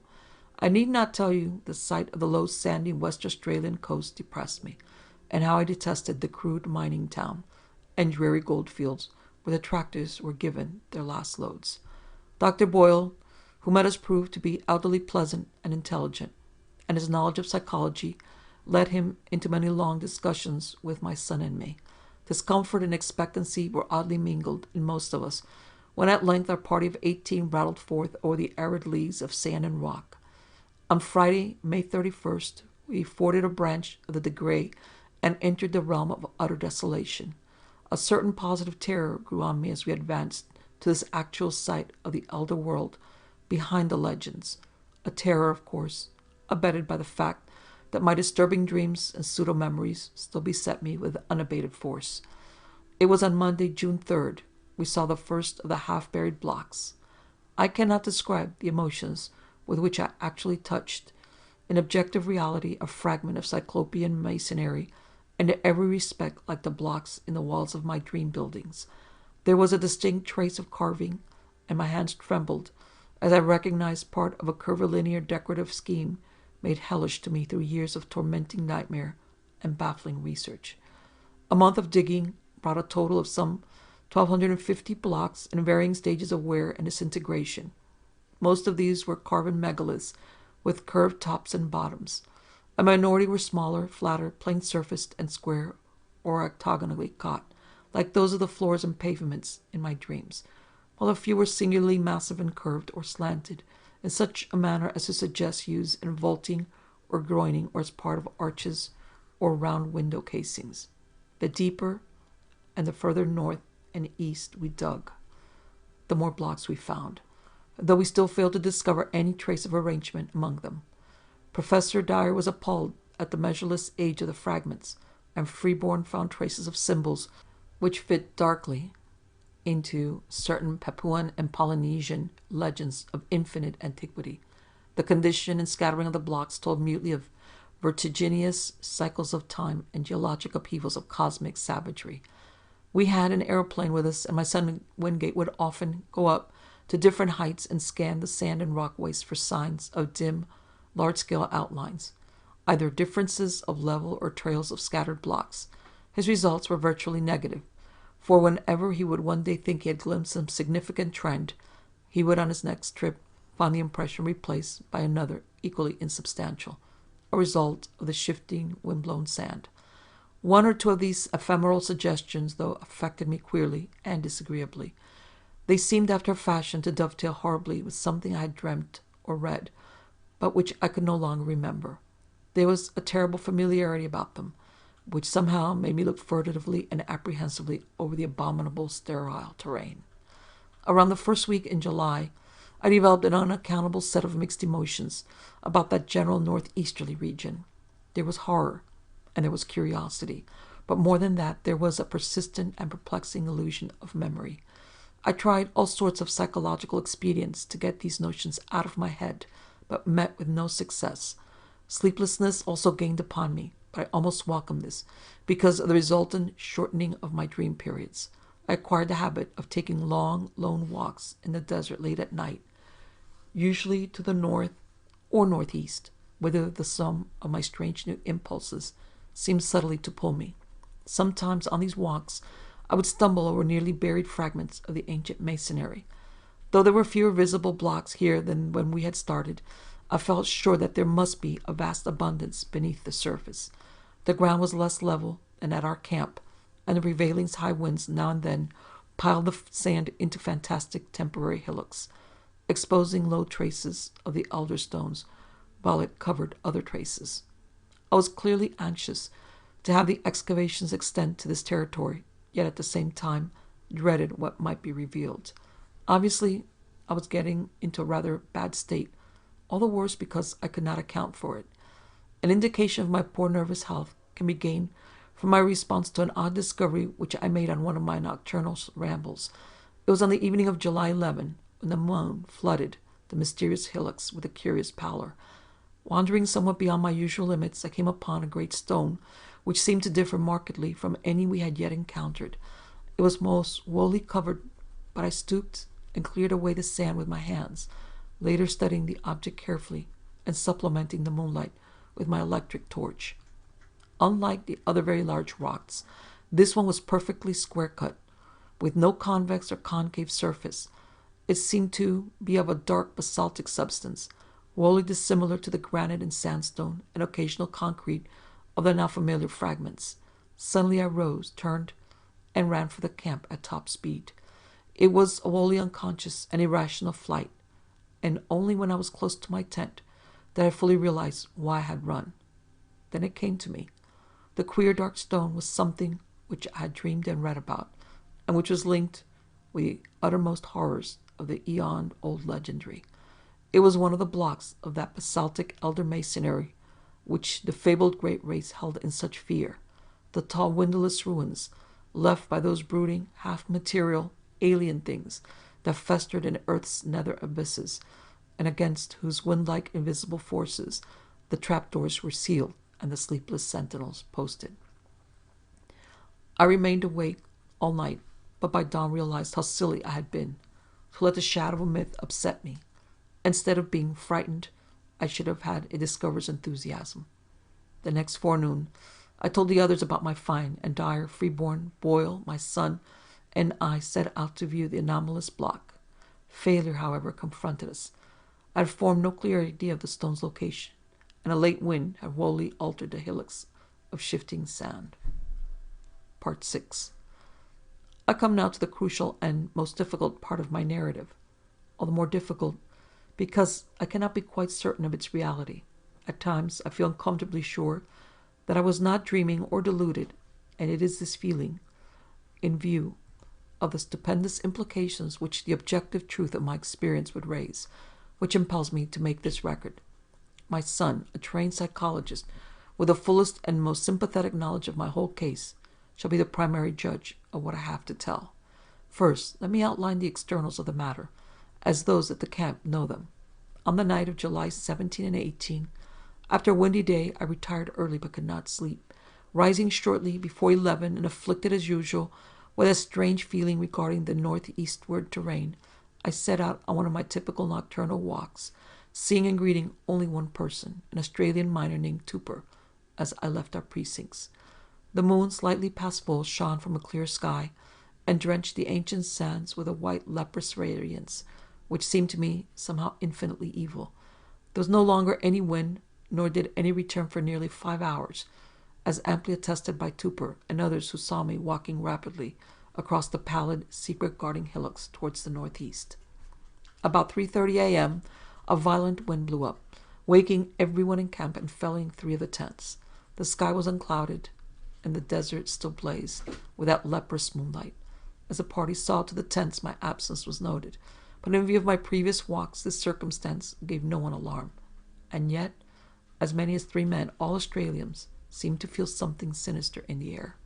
Mackenzie explained to Professor Freeburn that this was a fear picked up from the native folklore, the natives having woven a curious fabric of malignant myth about the high winds which at long intervals sweep across the sands under a clear sky. Such winds, it is whispered, blow out of the great stone huts under the ground, where terrible things have happened, and are never felt except near places where the big marked stones are scattered.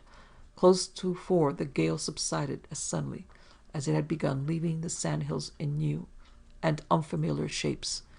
It was just past 5, with a bloated fungoid moon sinking in the west, when I staggered into camp, hatless, tattered, features scratched and ensanguined, and without my electric torch.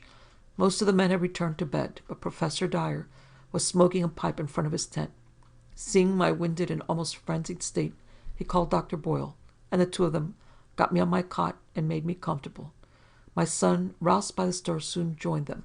They all tried to force me to lie still and attempt sleep. But there was no sleep for me. My psychological state was very extraordinary, different from anything I had previously suffered. After a time, I insisted upon talking, nervously and elaborately explaining my condition. I told them I had become fatigued and had lain down in the sand for a nap. There had, I said, been dreams even more frightful than usual, and when I was awakened by the high winds, my overwrought nerves had snapped. I had fled in panic, frequently falling over half-buried stones, and thus gaining my tattered and bedraggled aspect. I must have slept long, hence the hours of my absence. Of anything strange, either seen or experienced, I hinted absolutely nothing, exercising the greatest self-control in that respect. But I spoke of a change of mind regarding the whole work of the expedition, and urged a halt in all digging toward the northeast. My reasoning was patently weak, for I mentioned a dearth of blocks, a wish not to offend the superstitious miners, a possible shortage of funds from the college, and other things either untrue or irrelevant. Naturally, no one paid the least attention to my new wishes, not even my son, whose concern for my health was obvious. The next day, I was up and around the camp, but took no part in the excavations. I decided to return home as soon as possible, for the sake of my nerves, and my son promised to fly me in the plane to Perth, 1,000 miles to the southwest, as soon as he had surveyed the region I wished let alone. If, I reflected, the thing I had seen was still visible, I might decide to attempt a specific warning, even at the cost of ridicule. It was just conceivable that the miners who knew the local folklore might back me up. Humoring me, my son made the survey that very afternoon, flying over all the terrain my walk could possibly have covered. Yet nothing of what I had found remained in sight. It was the case of the anomalous basalt block all over again. The shifting sand had wiped out every trace. For an instant, I half regretted having lost a certain awesome object in my stark fright. But now, I know that the loss was merciful. I can still believe my whole experience an illusion, especially if, as I had devoutly hoped, that hellish abyss is never found. Wingate took me to Perth on July 20th, though declining to abandon the expedition and return home. He stayed with me until the 25th, when the steamer for Liverpool sailed. Now, in the cabin of the Empress, I'm pondering long and frantically upon the entire matter, and have decided my son, at least, must be informed. It shall rest with him whether to diffuse the matter more widely. In order to meet any eventuality, I prepared the summary of my background, as already known, in a scattered way to others, and will now tell as briefly as possible what seemed to happen during my absence from the camp that hideous night. Nerves on edge and whipped into a kind of perverse eagerness by that inexplicable dread-mingled mnemonic urge toward the northeast, I plodded on beneath the evil burning moon. Here and there I saw, half shrouded by sand, those primal Cyclopean blocks left from nameless and forgotten eons. The incalculable age and brooding horror of this monstrous waste began to oppress me as never before, and I could not keep from thinking of my maddening dreams, of the frightful legends which lay behind them, and the present fears of natives and miners concerning the desert and its carven stones. And yet I plodded on, as if to some eldritch rendezvous, more and more assailed by bewildering fancies, compulsions, and pseudo-memories. I thought of some of the possible contours of the lines of stones as seen by my son from the air, and wondered why they seemed at once so ominous and so familiar. Something was fumbling and rattling at the latch of my recollection, while another unknown force sought to keep the portal barred. The night was windless, and the pallid sand curved upward and downward like frozen waves of the sea. I had no goal, but somehow plowed along as if with fate-bound assurance. My dreams welled up into the waking world, so that each sand-embedded megalith seemed part of endless rooms and corridors of prehuman masonry, carved and hieroglyphed with symbols that I knew too well from years of custom as a captive mind of the great race. At moments, I fancied I saw those omniscient conical horrors moving about at their accustomed tasks, and I feared to look down, lest I find myself one with them in aspect. Yet all the while, I saw the sand-covered blocks, as well as the rooms and corridors, evil, burning moon, as well as the lamps of luminous crystal, the endless desert, as well as the wavering ferns beyond the windows. I was awake and dreaming at the same time. I do not know how long or how far, or indeed in just what direction I had walked when I first spied the heap of blocks barred by the day's wind. It was the largest group in one place that I had seen so far, and so sharply did it impress me that the visions of fabulous eons faded suddenly away. Again, there were only the desert and the evil moon and the shards of an unguessed past. I drew close and paused and cast the added light of my electric torch over the tumbled pile. A hillock had blown away, leaving a low, irregularly round mass of megaliths and smaller fragments, some 40 feet across and from 2 to 8 feet high. From the very outset, I realized that there was some utterly unprecedented quality about those stones. Not only was the mere number of them quite without parallel, but something in the sand-worn traces of design arrested me as I scanned them under the mingled beams of the moon and my torch. Not that any one differed essentially from the earlier specimens we had found. It was something subtler than that. The impression did not come when I looked at the one block alone, but only when I ran my eye over several almost simultaneously. Then at last the truth dawned upon me. The curvilinear patterns on many of those blocks were closely related, parts of one vast decorative conception. For the first time in this eon-shaking waste, I had come upon a mass of masonry in its old position, tumbled and fragmentary, it is true, but none the less existing in a very definite sense. Mounting at a low place, I clambered laboriously over the heap, here and there clearing away the sand with my fingers, and constantly striving to interpret varieties of size, shape, and style, and relationships of design. After a while, I could vaguely guess at the nature of the bygone structures, and at designs which had once stretched over the vast surfaces of the primal masonry. The perfect identity of the whole with some of my dream glimpses appalled and unnerved me. This was once a cyclopean corridor, 30 feet wide and 30 feet tall, paved with octagonal blocks and solidly vaulted overhead.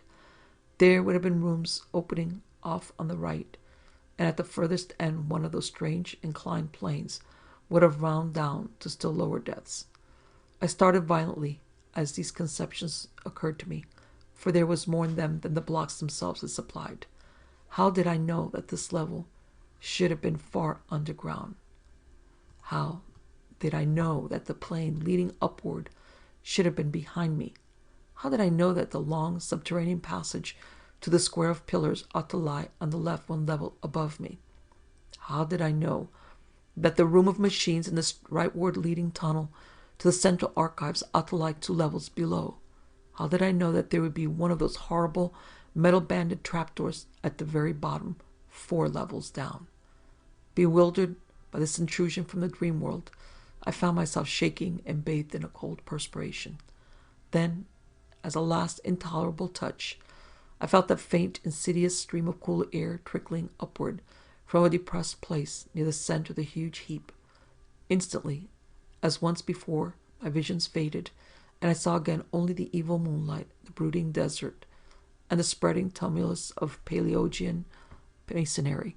Something real and tangible, yet fraught with infinite suggestions of nighted mystery, now confronted me. For that stream of air could argue but one thing: a hidden gulf of great size beneath the disordered blocks on the surface. My first thought was of the sinister Aboriginals' legend of vast underground huts among the megaliths, where horrors happen and great winds are born. Then thoughts of my own dreams came back, and I felt dim pseudo-memories tugging at my mind. What manner of place lay below me? What primal, inconceivable sorts of age-old myth cycles and haunting nightmares might I be on the brink of uncovering? It was only for a moment that I hesitated, for more than curiosity and scientific zeal was driving me on and working against my growing fear. I seemed to move about automatically, as if in the clutch of some compelling fate. Pocketing my torch and struggling with a strength that I had not thought I possessed, I wrenched aside first one tightened fragment of stone, and then another, till there welled up a strong draught, whose dampness contrasted oddly with the desert's dry air. A black rift began to yawn, and at length, when I pushed away every fragment small enough to budge, the leprous moonlight blazed on an aperture of ample width to admit me. I drew out my torch and cast a brilliant beam into the opening. Below me was a chaos of tumbled masonry sloping roughly down toward the north at an angle of about 45 degrees, and evidently the result of some bygone collapse from above. Between its surface and the ground level was a gulf of impenetrable blackness, at whose upper edge were signs of gigantic stress-heaved vaulting. At this point it appeared the desert sands lay directly upon a floor of some titan structure of Earth's youth. How preserved through eons of geologic convulsions, I could not then and cannot now even attempt to guess. In retrospect, the barest idea of a sudden, lone descent into such a doubtful abyss, and at a time when one's whereabouts were unknown to any living soul, seems like the utter apex of insanity. Perhaps it was, yet that night I embarked without hesitancy upon such a descent. Again there was manifest that lure and driving of fatality which had all along seemed to direct my course. With torch flashing intermittently to save the battery, I commenced a mad scramble down the sinister cyclopean incline below the opening, sometimes facing forward as I found good hands and footholds, and at other times turning to face the heap of megaliths as I clung and fumbled more precariously. In two directions beside me, distant walls of carven, crumbling masonry loomed dimly under the direct beams of my torch. Ahead, however, was darkness. I kept no track of my time during my downward scramble. So seething with baffling hints and images was my mind, that all objective matter seemed withdrawn to incalculable distances. Physical sensation was dead, and even fear remained as a wraith-like, inactive gargoyle, leering impotently at me. Eventually, I reached a level floor strewn with fallen blocks, shapeless fragments of stone and sand and detritus of every kind. On either side, perhaps 30 feet apart, rose massive walls, culminating in huge groinings. That they were carved, I could just discern, but the nature of the carvings was beyond my perception. What held me most was the vaulting overhead. The beam from my torch could not reach the roof, but the lower parts of the monstrous arches stood out distinctly, and so perfect was their identity with what I had seen in countless dreams of the elder world that I trembled actively for the first time. Behind and high above, a faint luminous blur told of the distant moonlight world outside. Some vague shred of caution warned me that I should not let it out of my sight, lest I have no guide for my return. I now advanced toward the wall at my left, where the traces of carvings were plainest. The littered floor was nearly as hard to traverse as a downward heap had been, but I managed to pick my difficult way. At one place I heaved aside some blocks and kicked away the detritus to see what the pavement was like, and shuddered at the utter fateful familiarity of the great octagonal stones whose buckled surface still held roughly together. Reaching a convenient distance from the wall, I cast the searchlight slowly and carefully over its worn remnants of carving. Some bygone influx of water seemed to have acted on the sandstone surface, while there were curious incrustations which I could not explain. In places, the masonry was very loose and distorted, and I wondered how many eons more this primal hidden edifice could keep its remaining traces of form amidst Earth's heavings. But it was the carvings themselves that excited me most. Despite their time-crumbled state, they were relatively easy to trace at close range, and the complete, intimate familiarity of every detail almost stunned my imagination. That the major attributes of this hoary masonry should be familiar was not beyond normal credibility. Powerfully impressing the weavers of certain myths, they had become embodied in a stream of cryptic lore which somehow, coming to my notice during the amnesic period, had evoked vivid images in my subconscious mind. But how could I explain the exact and minute fashion in which each line and spiral of these strange designs tallied with what I had dreamt for more than a score of years? What obscure, forgotten iconography could have reproduced each subtle shading and nuance which so persistently, exactly, and unvaryingly besieged my sleeping vision night after night? For this was no chance or remote resemblance. Definitely and absolutely the millennially ancient, eon-hidden corridor in which I stood was the original of something I knew in sleep as intimately as I knew my own house in Crane Street, Arkham. True, my dreams showed the place in its undecayed prime, but the identity was no less real on that account. I was wholly and horribly oriented. The particular structure I was in was known to me. Known, too, was its place in that terrible elder city of dream, that I could visit unerringly any point in that structure or in that city which had escaped the changes and devastations of uncounted ages. I realized with hideous and instinctive certainty. What in heaven's name could all this mean? How had I come to know what I knew? And what awful reality could lie behind those antique tales of the beings who had dwelt in this labyrinth of primordial stone? Words can convey only fractionally the welter of dread and bewilderment which ate at my spirit. I knew this place. I knew what lay below me, and what had lain overhead before the myriad towering stories had fallen to dust and debris and the desert.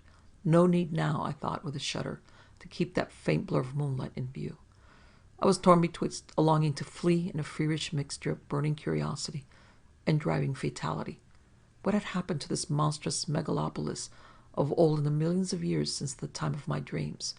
Of the subterranean mazes which had underlain the city and linked all the Titan towers, how much had still survived the writhings of Earth's crust? Had I come upon a whole world buried?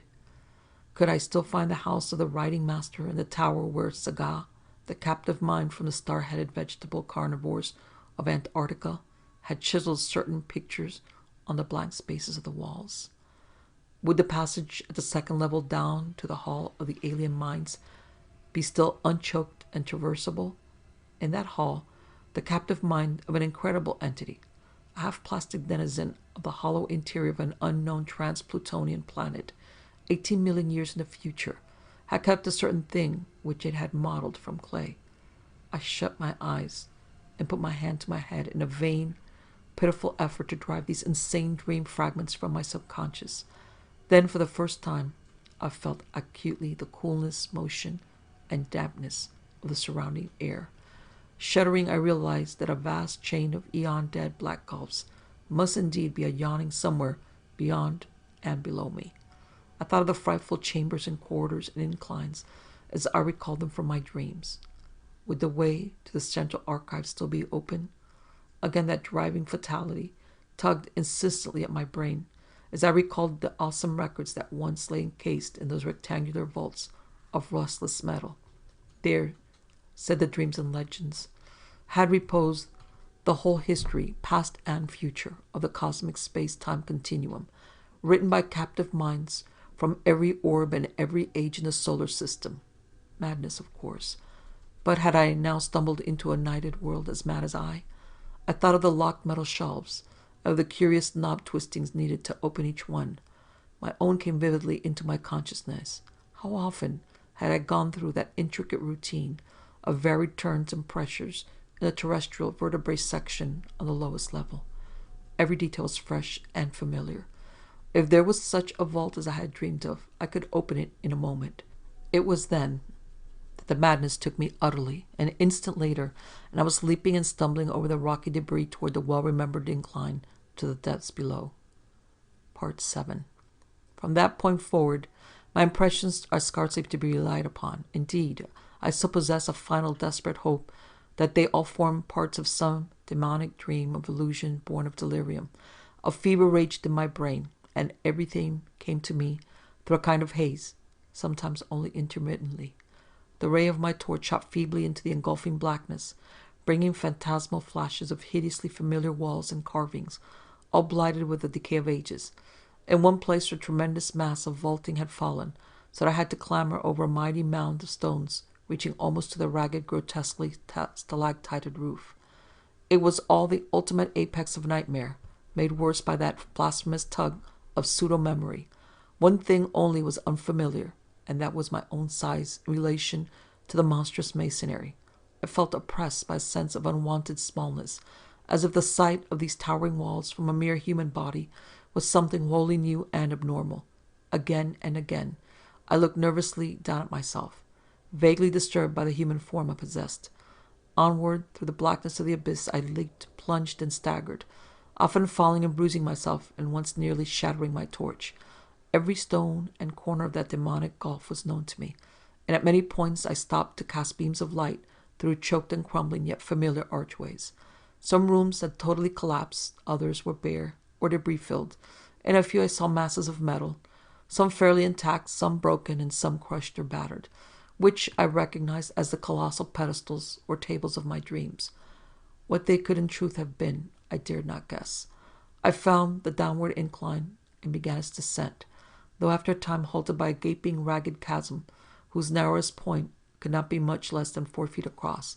Here the stonework had fallen through, revealing incalculable inky depths beneath. I knew there was 2 more cellar levels in the titan edifice, and trembled with fresh panic as I recalled the metal-clamped trapdoor on the lowest one. There could be no guards now, for what had so lurked beneath had long since done its hideous work and sunk into its long decline. By the time of the post-human beetle race, it would be quite dead. And yet, as I thought of the native legends, I trembled anew. It cost me a terrible effort to vault that yawning chasm, since the littered floor prevented a running start. But madness drove me on. I chose a place close to the left-hand wall, where the rift was least wide and the landing spot reasonably clear of dangerous debris, and after one frantic moment, reached the other side in safety. At last, gaining the lower level, I stumbled on past the archway of the room of machines, within which were fantastic ruins of metal, half buried beneath fallen vaulting. Everything was where I knew it would be, and I climbed confidently over the heaps which barred the entrance of a vast transverse corridor. This, I realized, would take me under the city to the central archives. Endless ages seemed to unroll as I stumbled, leaped, and crawled along that debris-cluttered corridor. Now and then I could make out carvings on the age-stained walls, some familiar, others seemingly added since the period of my dreams. Since this was a subterranean house-connecting highway, there were no archways save when the route led through the lower levels of various buildings. At some of these intersections, I turned aside long enough to look down well-remembered rooms. Twice only did I find any radical changes from what I had dreamed of, and in one of these cases I could trace the sealed-up outlines of the archway I remembered. I shook violently and felt a curious surge of retarding weakness as I steered a hurried and reluctant course through the crypt of one of those great windowless ruined towers whose alien basalt masonry bespoke a whispered and horrible origin. This primal vault was round and fully 200 feet across, with nothing carved upon the dark-hued stonework. The floor was here free from anything save dust and sand, and I could see the apertures leading upward and downward. There were no stairs, no inclines. Indeed, my dreams had pictured those elder towers as wholly untouched by the fabulous great race. Those who had built them had not needed stairs or inclines. In the dreams, the downward aperture had been tightly sealed and nervously guarded. Now it lay open, black and yawning, and giving forth a current of cool, damp air. Of what limitless caverns of eternal night might brood below, I would not permit myself to think. Later, climbed my way along a badly heaped section of the corridor. I reached a place where the roof had wholly caved in. The debris rose like a mountain, and I climbed up over it, passing through a vast empty space where my torchlight could reveal neither walls nor vaulting. This, I reflected, must be the cellar of the house of the metal purveyors, fronting on the third square not far from the archives. What had happened to it, I could not conjecture. I found the corridor again beyond the mountain of detritus and stone, but after a short distance encountered a wholly choked place where the fallen vaulting almost touched the perilously sagging ceiling. How I managed to wrench and tear aside enough blocks to afford a passage, and how I dared disturb the tightly packed fragments when the least shift of equilibrium might have brought down all the tons of superincumbent masonry to crush me to nothingness, I do not know. It was sheer madness that impelled and guided me, if indeed my whole underground adventure was not, as I hope, a hellish delusion or phase of dreaming. But I did make, or dream, that I made a passage that I could squirm through.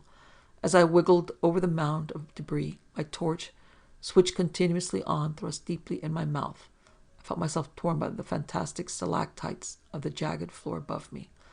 I was now close to the great underground archival structure, which seemed to form my goal. Sliding and clambering down the further side of the barrier and picking my way along the remaining stretch of corridor with handheld, intermittently flashing torch, I came at last to a low circular crypt with arches, still in a marvelous state of preservation, opening off on every side. The walls, or such parts of them as lay within reach of my torchlight, were densely hieroglyphed and chiseled with typical curvilinear symbols, some added since the period of my dreams. This, I realized, was my fated destination, and I turned at once through a familiar archway on my left. That I should find a clear passage up and down the incline to all the surviving levels, I had oddly little doubt.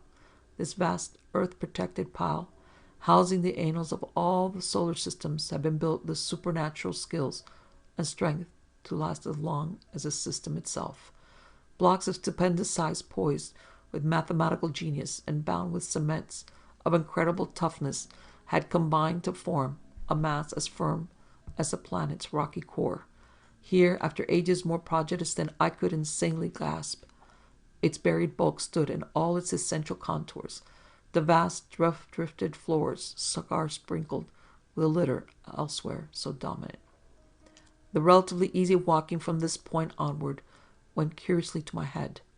All the frantic eagerness hitherto frustrated by obstacles now took itself out in a kind of febrile speed, and I literally raced along the low-roofed, monstrously well-remembered aisles beyond the archway. I was past being astonished by the familiarity of what I saw. On every hand the great hieroglyphed metal shelf doors loomed monstrously, some yet in place, others sprung open, as to others bent and buckled under bygone geological stresses, not quite strong enough to shatter the titan masonry. Here and there a dust-covered heap beneath a gaping empty shelf seemed to indicate where cases had been shaken down by earth tremors. On occasional pillars with great symbols and letters proclaiming classes and subclasses of volumes. Once I paused before an open vault where I saw some of the accustomed metal cases still in position amongst the omnipresent gritty dust. Reaching up, I dislodged one of the thinner specimens with some difficulty and rested it on the floor for inspection.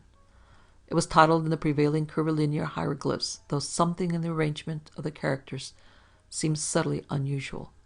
The odd mechanism of the hooked fastener was perfectly well known to me, and I snapped up the still rustless and workable lid and drew out the book within. The latter, as expected, was some 20 by 15 inches in area and 2 inches thick, with thin metal covers opening at the top. Its tough cellulose page seems unaffected by the myriad cycles of time they had lived through, and I studied the queerly pigmented, brush-drawn letters of the text. Symbols, unlike either the usual curved hieroglyphs or any alphabet known to human scholarship, with a haunting, half-aroused memory. It came to me that this was the language used by a captive mind I had known slightly in my dreams, a mind from a large asteroid on which had survived much of the archaic life and lore of the primal planet whereof it formed a fragment. At the same time, I recalled that this level of the archives was devoted to volumes dealing with the non-terrestrial planets. As I ceased poring over this incredible document, I saw that the light of my torch was beginning to fail, hence quickly inserted the extra battery I always had with me. Then, armed with a stronger radiance, I resumed my feverish racing through unending tangles of aisles and corridors, recognizing now and then some familiar shelf, and vaguely annoyed by the acoustic conditions which made my echo footfalls congruously in these catacombs. The very prints of my shoes behind me and the millennially untrodden dust made me shudder. Never before, if my mad dreams held anything of truth, had human feet pressed upon these immemorial pavements. Of the particular goal of my insane racing, my conscious mind held no hint. There was, however, some force of evil potency pulling at my dazed will and buried recollection, so that I vaguely felt that I was not running at random. I came to a downward incline and followed it to profound depths. Floors flashed by me as I raced, but I did not pause to explore them. In my whirling brain there had begun to beat a certain rhythm which set my right hand twitching in unison. I wanted to unlock something, and felt that I knew all the intricate twists and pressures needed to do it.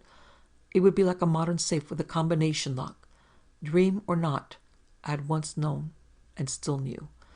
How any dream or any scrap of unconsciously absorbed legend could have taught me a detail so minute, so intricate, and so complex, I did not attempt to explain to myself. I was beyond all coherent thought. For was not this whole experience, this shocking familiarity with the set of unknown ruins, and this monstrously exact identity of everything before me with what only dreams and scraps of myth could have suggested, a horror beyond all reason?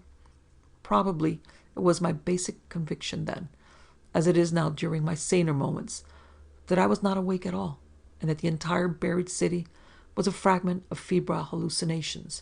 Eventually I reached the lowest level and struck off to the right of the incline. For some shadowy reason, I tried to soften my steps, even though I lost speed thereby. There was a space I was afraid to cross on this last deeply buried floor. As I drew near, I recalled what thing in that space I feared. It was merely one of the metal barred and closely guarded trapdoors. There would be no guards now, and on that account I trembled and tiptoed, as I had done in passing through that black basalt vault where a similar trapdoor had yawned. I felt a current of cold, damp air, as I had felt there, and wished that my course led in another direction. Why I had to take the particular course I was taking, I did not know. When I came to the space, I saw the trapdoor yawned wildly open. Ahead, the shelves began again, and I glimpsed, on the floor before one of them, a heap very thinly covered with dust, where a number of cases had recently fallen. At the same moment a fresh wave of panic clutched me, though for some time I could not discover why. Heaps of fallen cases were not uncommon, for all through the eons this lightless labyrinth had been racked by the heavings of earth and had echoed at intervals to a deafening clatter of toppling objects. It was only when I was nearly across the space that I realized why I shook so violently. Not the heap, but something about the dust of the level floor was troubling me. In the light of my torch it seemed as if that dust were not as even as it ought to be. There were places where it looked thinner, as if it had been disturbed not many months before. I could not be sure, for even the apparently thinner places were dusty enough. Yet a certain suspicion of regularity in the fancied unevenness was highly disquieting. When I brought the torchlight close to one of the queer places, I did not like what I saw, for the illusion of regularity became very great. It was as if there were regular lines of composite impressions that went in threes, each slightly over a foot long, and consisting of 5 nearly circular 3-inch prints, one in advance of the other 4. These possible lines of foot-square impressions appeared to lead in 2 directions, as if something had gone somewhere and returned. They were, of course, very faint, and may have been illusions or accidents, but there was an element of dim, fumbling terror about the way I thought they ran. For at one end of them was the heap of cases, which must have clattered down not long before, while at the other end was the ominous trapdoor, with the cool damp wind yawning unguarded down to abysses past imagination. Part 8. That my strange sense of compulsion was deep and overwhelming is shown by its conquest of my fear. No rational motive could have drawn me on after that hideous suspicion of prints and the creeping dream memories it excited. Yet my right hand, even as it shook with fright, still twitched rhythmically in its eagerness to turn a lock it hoped to find.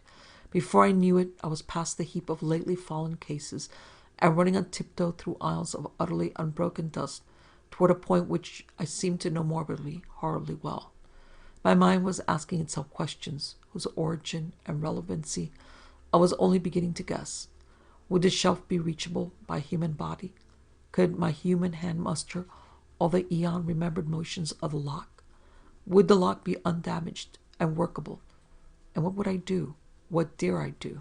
With what, as I now commenced to realize, I both hoped and feared to find? Would it prove the awesome, brain-shattering truth of something past normal conception, or show only that I was dreaming? The next I knew had ceased my tiptoed racing, was standing still, staring at a row of maddeningly familiar hieroglyph shelves. They were in a state of almost perfect preservation, and only 3 of the doors in this vicinity had sprung open. My feelings towards these shelves cannot be described. So utter and insistent was the sense of old acquaintance. I was looking high up at a row near the top, and wholly out of my reach, and wondering how I could climb to best advantage. An open door for rose from the bottom would help, and the locks of the closed doors formed possible holds for hands and feet. I would grip the torch between my teeth, as I had in other places where both hands were needed. Above all, I must make no noise. How to get down with what I wished to maneuver would be difficult, but I could probably hook its movable fastener in my coat collar and carry it like a knapsack. Again I wondered whether the lock would be undamaged. That I could repeat each familiar motion, I had not the least doubt, but I hoped the thing would not scrape or creak, and that my hand could work it properly. Even as I thought these things, I had taken the torch in my mouth and begun to climb. The projecting locks were poor supports, but as I had expected, the open shelf helped greatly. I used both the swinging door and the edge of the aperture itself in my ascent, and managed to avoid any loud creaking. Balanced on the upper edge of the door, and leaning far to my right, I could just reach the lock I sought. My fingers, half numb from climbing, were very clumsy at first, but I soon saw that they were anatomically adequate, and the memory rhythm was strong in them. Out of unknown gulfs of time, the intricate secret motions had somehow reached my brain correctly in every detail, for after less than 5 minutes of trying, there came a click whose familiarity was all the more startling, because I had not consciously anticipated it. In another instant, the metal door was slowly swinging open with only the faintest grating sound. Dazedly, I looked over the row of grayish case ends thus exposed, and felt a tremendous surge of some wholly inexplicable emotion. Just within reach of my right hand was a case whose curving hieroglyphs made me shake with a pang infinitely more complex than one of mere fright. Still shaking, I managed to dislodge it amidst a shower of gritty flakes and eased it over toward myself without any violent noise. Like the other case I had handled, it was slightly more than 20 by 15 inches in size, with curved mathematical designs in low relief. In thickness, it just exceeded 3 inches. Crudely wedging it between myself and the surface I was climbing, I fumbled with the fastener and finally got the hook free. Lifting the cover, I shifted the heavy object to my back and let the hook catch hold of my collar. Hands now free, I awkwardly clambered down to the dusty floor and prepared to inspect my prize. Kneeling in the gritty dust, I swung the case around and rested it in front of me. My hands shook, and I dreaded to draw out the book within almost as much as I longed, and felt compelled to do so. It had been very gradually become clear to me what I ought to find, and this realization nearly paralyzed my faculties. If the thing were there, and if I were not dreaming, the implications would be quite beyond the power of the human spirit to bear. What tormented me most was my momentary inability to feel that my surroundings were a dream. The sense of reality was hideous, and again become so as I recall the scene. At length I tremblingly pulled the book from its container and stared fascinatedly at the well-known hieroglyphs on the cover. It seemed to be in prime condition, and the curvilinear letters of the title held me in almost as hypnotized a state as if I could read them. Indeed, I cannot swear that I did not actually read them in some transient and terrible access of abnormal memory. I do not know how long it was before I dared to lift that thin metal cover. I temporized and made excuses to myself. I took the torch from my mouth and shut it off to save the battery. Then, in the dark, I collected my courage, finally lifting the cover without turning on the light. Last of all, I did indeed flash the torch upon the exposed page, steeling myself in advance to suppress any sound, no matter what I should find. I looked for an instant, then collapsed. Clenching my teeth, however, I kept silent. I sank wholly to the floor and put a hand to my forehead amidst the engulfing blackness. What I dreaded and expected was there. Either I was dreaming or time and space had become a mockery. I must be dreaming. But I would test the horror by carrying this thing back and showing it to my son, if it were indeed a reality.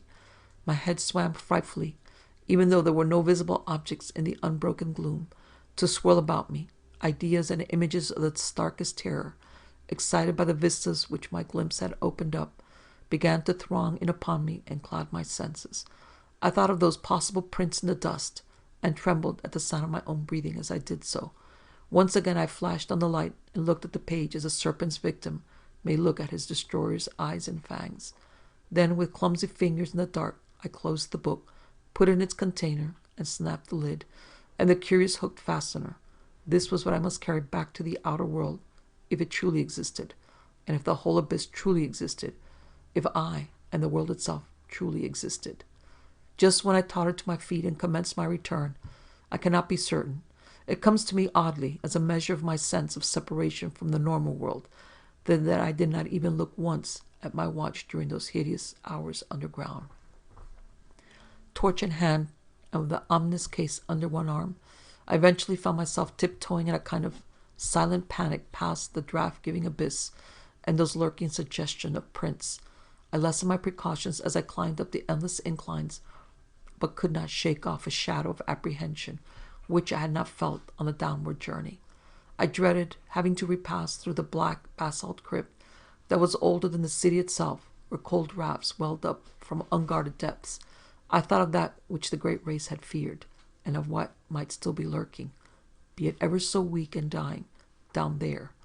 I thought of those 5 circle prints, and of what my dreams had told me of such prints, and of strange winds and whispered noises associated with them. And I thought of the tales of the modern natives, wherein the horror of great winds and nameless ruins was dwelt upon. I knew from a carven wall symbol that right floor to enter, and came at last, after passing that other book I had examined, to the great circular space with the branching archways. On my right, and at once recognizable, was the arch through which I had arrived. This I now entered, conscious that the rest of my course would be harder because of the tumbled state of the masonry outside the archive building. My new metal case burden weighed upon me, and I found it harder and harder to be quiet as I stumbled among debris and fragments of every sort. Then I came to the ceiling high mound of debris through which I had wrenched a scanty passage.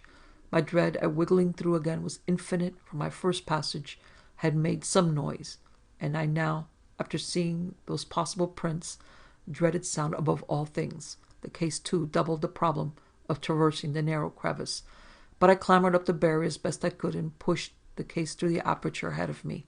Then, torch in mouth, I scrambled through myself, my back torn as before by stalactites. As I tried to cross the case again, it fell some distance ahead of me, down the slope of the debris, making a disturbing clatter and arousing echoes which sent me into a cold perspiration.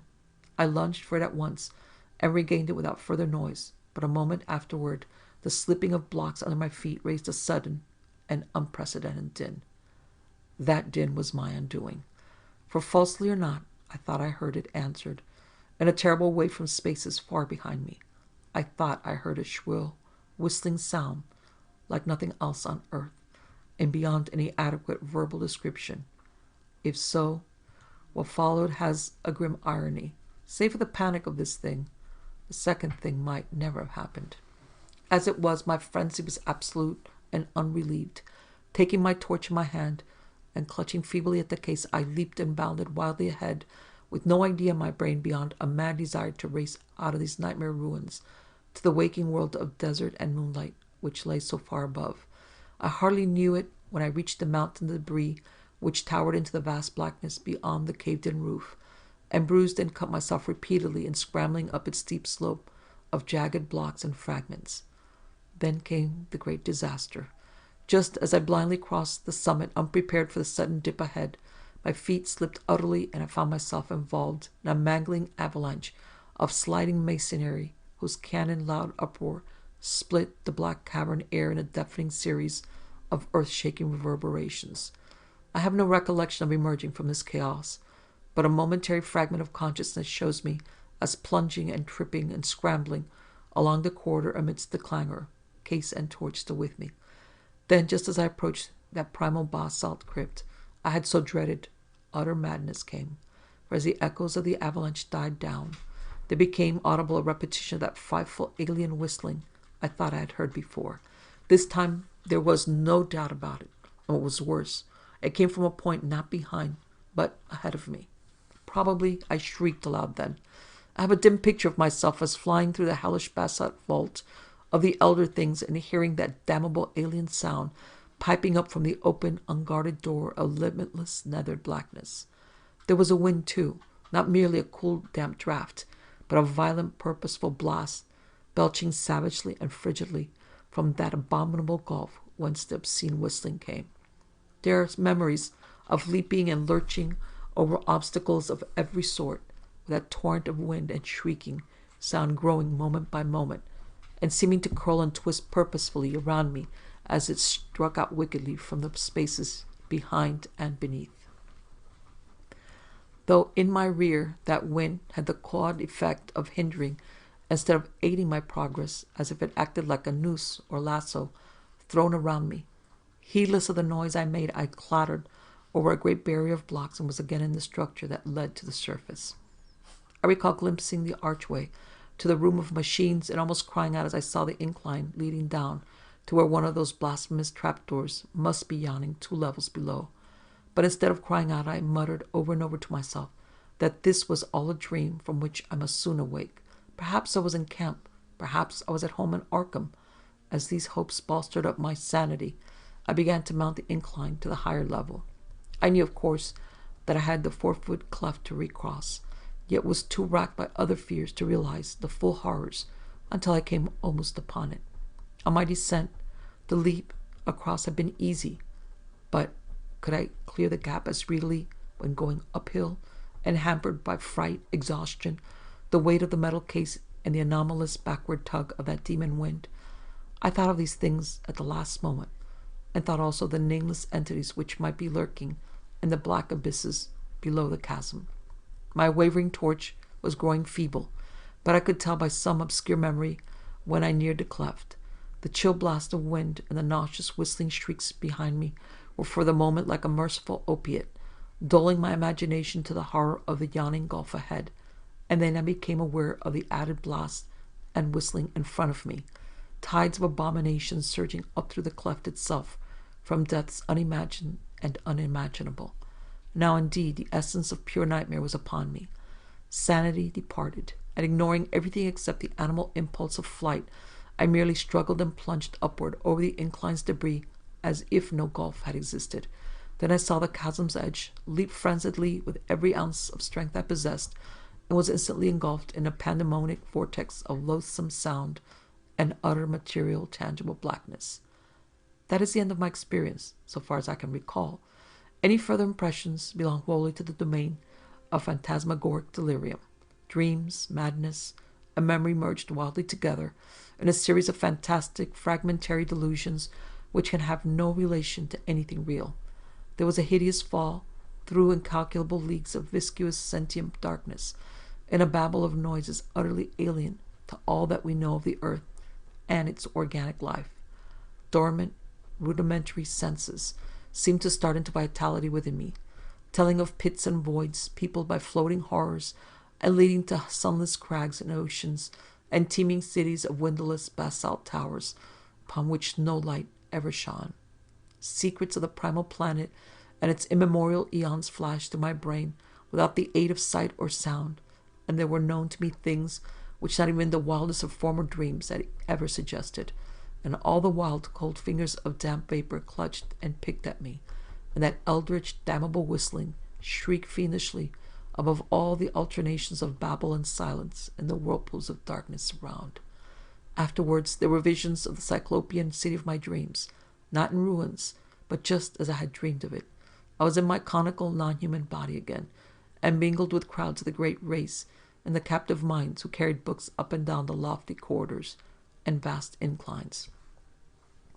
Then superimposed upon these pictures were frightful, momentary flashes of a non-visual consciousness involving desperate struggles, a writhing free from clutching tentacles, a whistling wind, an insane bat-like flight through half-solid air, a feverish bearing through the cyclone-whipped dark, and a wild stumbling and scrambling over fallen masonry. Once there was a curious, intrusive flash of half-light, a faint, diffused suspicion of bluish radiance far overhead. Then there came a dream of wind-pursued climbing and crawling, of wriggling into a blaze of sardonic moonlight through a jumble of debris which slid and collapsed after me amidst the morbid hurricane. It was the evil, monotonous beating of that maddening moonlight which at last told me of the return of what I had once known as the objective waking world. I was clawing prone through the sands of the Australian desert, and around me shrieked such a tumult of wind as I had never before known on our planet's surface. My clothing was in rags, and my whole body was a mass of bruises and scratches. Full consciousness returned very slowly, and at no time could I tell just where delirious dream left off and true memory began. There had seemed to be a mound of tightened blocks, an abyss beneath it, a monstrous revelation from the past, and a nightmare horror at the end. But how much of this was real? My flashlight was gone, and likewise my metal case I may have discovered. Had there been such a case, or any abyss, or any mound? Raising my head, I looked behind me and saw only the sterile, undulant sands of the desert. The demon wind died down, and the bloated fungoid moon sank reddeningly in the west. I lurched to my feet and began to stagger southwestward toward the camp. What in truth had happened to me? Had I merely collapsed in the desert and dragged a dream-racked body over miles of sand and buried blocks? If not, how could I bear to live any longer? For in this new doubt, all my faith and the myth-born unreality of my visions dissolved once more into the hellish older doubting. If that abyss was real, then the great race was real, and its blasphemous reachings and seizures in the cosmos-wide vortex of time were no myths or nightmares, but a terrible, soul-shattering actuality. Had I, in full hideous fact, been drawn back to a pre-human world of 150 million years ago, in those dark, baffling days of the amnesia? Had my present body been the vehicle of a frightful, alien consciousness from Paleogen gulfs of time? Had I, as a captive mind of those shambling horrors, indeed known that accursed city of stone in its primordial heyday, and wiggled down those familiar corridors in the loathsome shape of my captor? Were those tormenting dreams of more than 20 years the offspring of stark, monstrous memories? Had I once veritably talked with minds from reachless corners of time and space, learned the universe's secrets, past and to come, and written the annals of my own world for the metal cases of those Titan archives? And were those others, those shocking elder things of the mad winds and demon pipings, in truth a lingering, lurking menace, waiting and slowly weakening in black abysses, while varied shapes of life drag out their multi-millennial courses on the planet's age-racked surface? I do not know. If that abyss and what it held were real, there is no hope. Then, all too truly, there lies upon this world of man a mocking and incredible shadow out of time.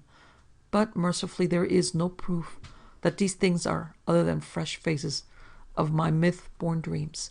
I did not bring back the metal case that would have been a proof, and so far those subterranean quarters have not been found. If the laws of the universe are kind, and they will never be found, but I must tell my son what I saw, or thought I saw, and let him use his judgment as a psychologist, engaging the reality of my experience and communicating this account to others. I have said that the awful truth behind my tortured years of dreaming hinges absolutely upon the actuality of what I thought I saw in those cyclopean buried ruins. It has been hard for me, literally, to set down that crucial revelations, though no reader can have failed to guess it. Of course, it lay in that book within the metal case, the case which I pried out of its lair amidst the dust of a million centuries. No eye had seen, no hand had touched that book since the advent of man to this planet, and yet, when I flashed my torch upon it in that frightful abyss, I saw that the queerly pigmented letters on that brittle eon-brown cellulose pages were not indeed any nameless hieroglyphs of Earth's youth. They were instead the letters of a familiar alphabet, spelling out the words of the English language in my own handwriting.